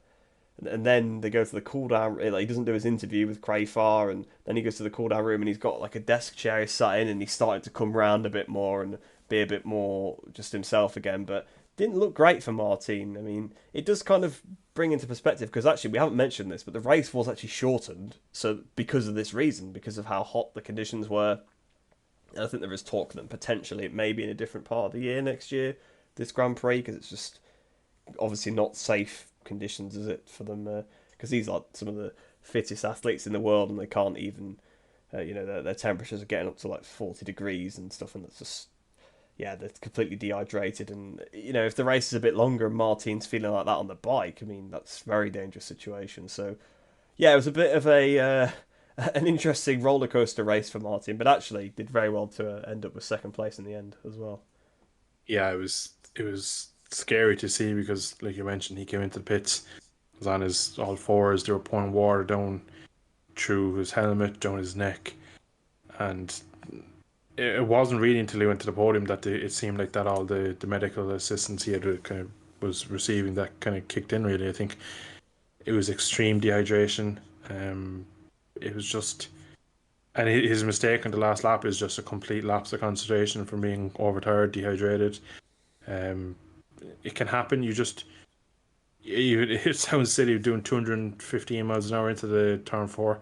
It's just a complete dazed, zoned out for a split second, and that's 50 meters too late. And the rear kicks, and then you're on a different part of the track, and you're in the wrong gear. And in fairness as well, right, he runs off, spins it up, and then rejoins the track. And he does actually kind of leave Fabio through because I felt like he was just going to just park it up the inside of him straight away. But he then kind of goes for a swooping landing, rides around the outside of him, and that was a lot of people saying that it was borderline penalty. I didn't feel so. I think No, I thought it was don't fine. didn't see any issue. There was Really, no contact. There wasn't even really nearly contact. Fabio was going yeah, towards the apex on the outside and then stopped moving that far because he saw Martin. What's Martin supposed to do? Like, he rode alongside him. He's not going to just not turn into the corners. So, yeah. No, it yeah. was aggressive and it was a high It's risk move aggressive, because but it there could was have enough been for a. him. It's And more than again, like safe. the Probably skill wasn't as bad level. as the Bagnaia move, really. So the move Yeah, that he did right, to Bagnaia, I exactly. mean, yeah. So gets that. Then just a flowing part of the track, the Yamaha looks like it could probably really pass them, and then he, Fabio just levels them, and I'm thinking, go on, leave the brakes off, and he just probably brakes as late as he can, but Hardy Martin just seems to outbrake him again, and then that was it. And across the line, then you can see Jorge Martinez. You can just see he opens his helmet, and then he probably does the fastest in lap you'll ever see. He's on the straight, and he's in fifth gear with his eyes closed and the lid up. He's obviously just trying to get some air through him, and it's Yeah. just it's it is scary, and I think I'm not too sure of what time of year really the climate will be good in India, or late September at the moment. I don't know. Is that a hot time of the year for India? Because that surely was a massive oversight if it was. Um, Yeah, from but it's from like my they always do knowledge, Indonesia in the middle of monsoon season, isn't it? yeah, Like, they managed to get both ends of the monsoon season. The Superbike at one end and MotoGP at the other yeah, end. it's and they go to Phillip Island when it's bloody 4 degrees and the Yeah. track is nearly unrideable. But I think they just need to. I think the issue is logistics of they want to jump around Europe, France, Italy, Yeah, Spain, you've got to do Dutch, Europe in the summer, Germany, otherwise that's too cold, and then everything has to kind of work around that.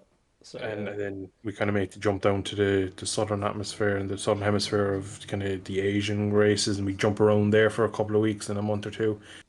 But if we go there at the wrong time, a lot of them races are dangerous for either monsoon, too cold, too hot, too humid. Like I think we preference the European races a lot more so that the Jerez are in perfect race conditions. Aston is in a good condition. It's usually not. It's not a washout. Like it obviously does rain quite a bit in the lands, but it's never. It's not a full washout every year. And I think Mugello usually is quite good. Catalunya is usually good. Again, we get all of them quite peak times a year, but then we probably sacrifice going to Sepang when it's probably monsoon, and it just does a couple of times of the year that we potentially go at the wrong time of year. So it's a bit of a shame really, but going forward, we'll have to make some sort of decision on exactly how to incorporate every corner of the globe at the right time of the year, rider safety, fans enjoyment, and somehow balance. Obviously, there's no perfect answer, but it's I'm sure there's a better one than this because uh, every rider complained today that it was too hot to race and that they had to go shortened. And there was people mentioning what if we did go the full length and like how Jorge Martin could have finished that race. I guarantee he wasn't the only one. We probably like you could have seen Raul Fernandez back at the back of Mir the grid. was pretty warm as well. He was shouting in the Exactly. garage for more water and stuff. So So it's just Fabio and Oh, Bezzecchi looked like they were all right, but Bezzecchi was climbing the camera tower. That was good. That yeah, was, and Fabio was race chucking his gloves into the crowd. But winning yeah, races clearly does your confidence in your health quite well, but it just shows that Hargamer team was spent, and it was close to the level of Stoner 2009 Catalunya, where he got the bike back to the garage, and that was it. That was like, it was like, I can get it to there and I'm done. Like, just put me on a stretcher and take me away. Like, he was finished. And I think that is a bit extreme. I don't think, of course they're pushing themselves in the race and they are extremely fit. Like, but I think that's a bit too close. Like, because if that's an extra lap or two, we don't know what happens. Like, there's people saying could collapse on the bike, and these horrible things could happen, and you just don't want to see on a racetrack. So they, I was thinking maybe, I don't know if this would work, but maybe have two sprint race style races instead of a long race. Um, in these hot countries and climates, have a sprint race for Saturday if they're going to keep the sprint format, which I'd imagine they would, and then have maybe a 75% race on the Sunday for 20 for full race points, and maybe that's how they combat the extreme heat, because it's clear that they shouldn't really have them racing in full race distance on a racetrack that's real feel. I think according to everyone's kind of weather app was like 40, 42, 43 degrees, which is just like, with all the if you humidity as well, all the it's just humidity in leathers on a bike trying to do it for 40 minutes. If any country in the world gets 42-degree kind of heat, it's stay indoors, stay hydrated, stay out of direct sunlight, and they're out racing. And I think that is dangerous levels of heat. And I think just countries in the world that deserve to see GP. And I think India, I think, was a great event, but I just think we need to be smart about it. We can't have a repeat of Martin's illness. And again, you mentioned Mir looked worse for wear and stuff, but there's definitely other riders that we didn't see that are probably in a bad state right now after the race and are probably in a rough way. So they're it's again completely behind the fact that we have an Indian GP. I love the fact that we got to go there. Just want a small few tweaks for next year, but pretty much that finishes off a very dramatic filled weekend, really. Rhys Championship. Gonna ask for a prediction before we get into any more as we wrap up this 2 hours 10 minutes podcast. We are aware that we're going longer and longer each week, and we are trying to cut it down, but we just keep going longer each week, and yeah. we are trying our I'm best. pretty sure we only spent like 20 minutes on Moto 3, so I mean, I think We I spent, think yeah. Alcoba Lopez have pushed us on. And I think we spent quite a lot on Pecco as well. Yeah, exactly. I think when we kind of go back and forth a few times on each other, when we kind of bring up our Yeah, points, I think which is we had good. That's the whole point. You know, it'd yeah, be yeah, a exactly, bit rubbish exactly. if we just robotically. I think when we first started, we kind of just both robotically gave our response to the prompt, and that was Yeah, about it. Whereas now we jump in when each other are talking a little bit more and try and add yeah, our own exactly. thoughts to what the other guy's saying and stuff. So that's probably why they've gone from like 54 minutes to 2 hours 10 minutes. But again, the feedback seems pretty good. Everyone's pretty happy with the podcast. Yeah, But and obviously there will be a feedback kind of section below on Spotify. So again, obviously it's not the end of the podcast because I'm still waiting for Rhys as he's stalling as he doesn't want to answer who he wants to put his money on for the championship. But yeah, I was just saying. I mean, I haven't had a it's chance to get back stalling, to it yet. stalling. Oh, Come go on, on give then. me Go one on name. then. Someone's got to be a bit brave. I'm saying Martin. Oh, I thought you were going to take my boy. I'm going to say Bezecchi. More out Okay, of kind so of actually wanting him. neither of us have said Bagnaia. Yeah, exactly. Which is I kind gas of thought really. you were going to, so I As thought, did you. I did think you'd say uh, the same. I thought you'd play the safe and go with the obvious, the current world champion, the one on the best bike out of the three of them, arguably the best out of all of them, won the most races, probably the fastest. But that's yeah, neither of boring. us went for No him. one wants to go. No one wants to go for an easy prediction. You know. Yeah, that's pretty much it, I suppose. That is the Yeah, I'd easy say so. prediction. Yeah. Anyway, we're going to leave it there. We've wasted enough of people's times. If you have enjoyed today's podcast, please, if you can, drop us a 5-star rating on Spotify. It really helps us with the Spotify algorithms, gets us out to the world. Obviously, we can see our analytics. We have viewers from all over the world. So if you are an Indian viewer listening in or audio listening in, I hope you enjoyed your first MotoGP Grand Prix experience. I hope it was widely kind of explained and explored in your country and everything kind of went to plan. And I must say I've enjoyed it, and it's been an interesting weekend for a lot of reasons. And yeah, thank you all for tuning in. We'll be back again in a couple of weeks' time with the Motogp podcast. Thanks for listening. See you then.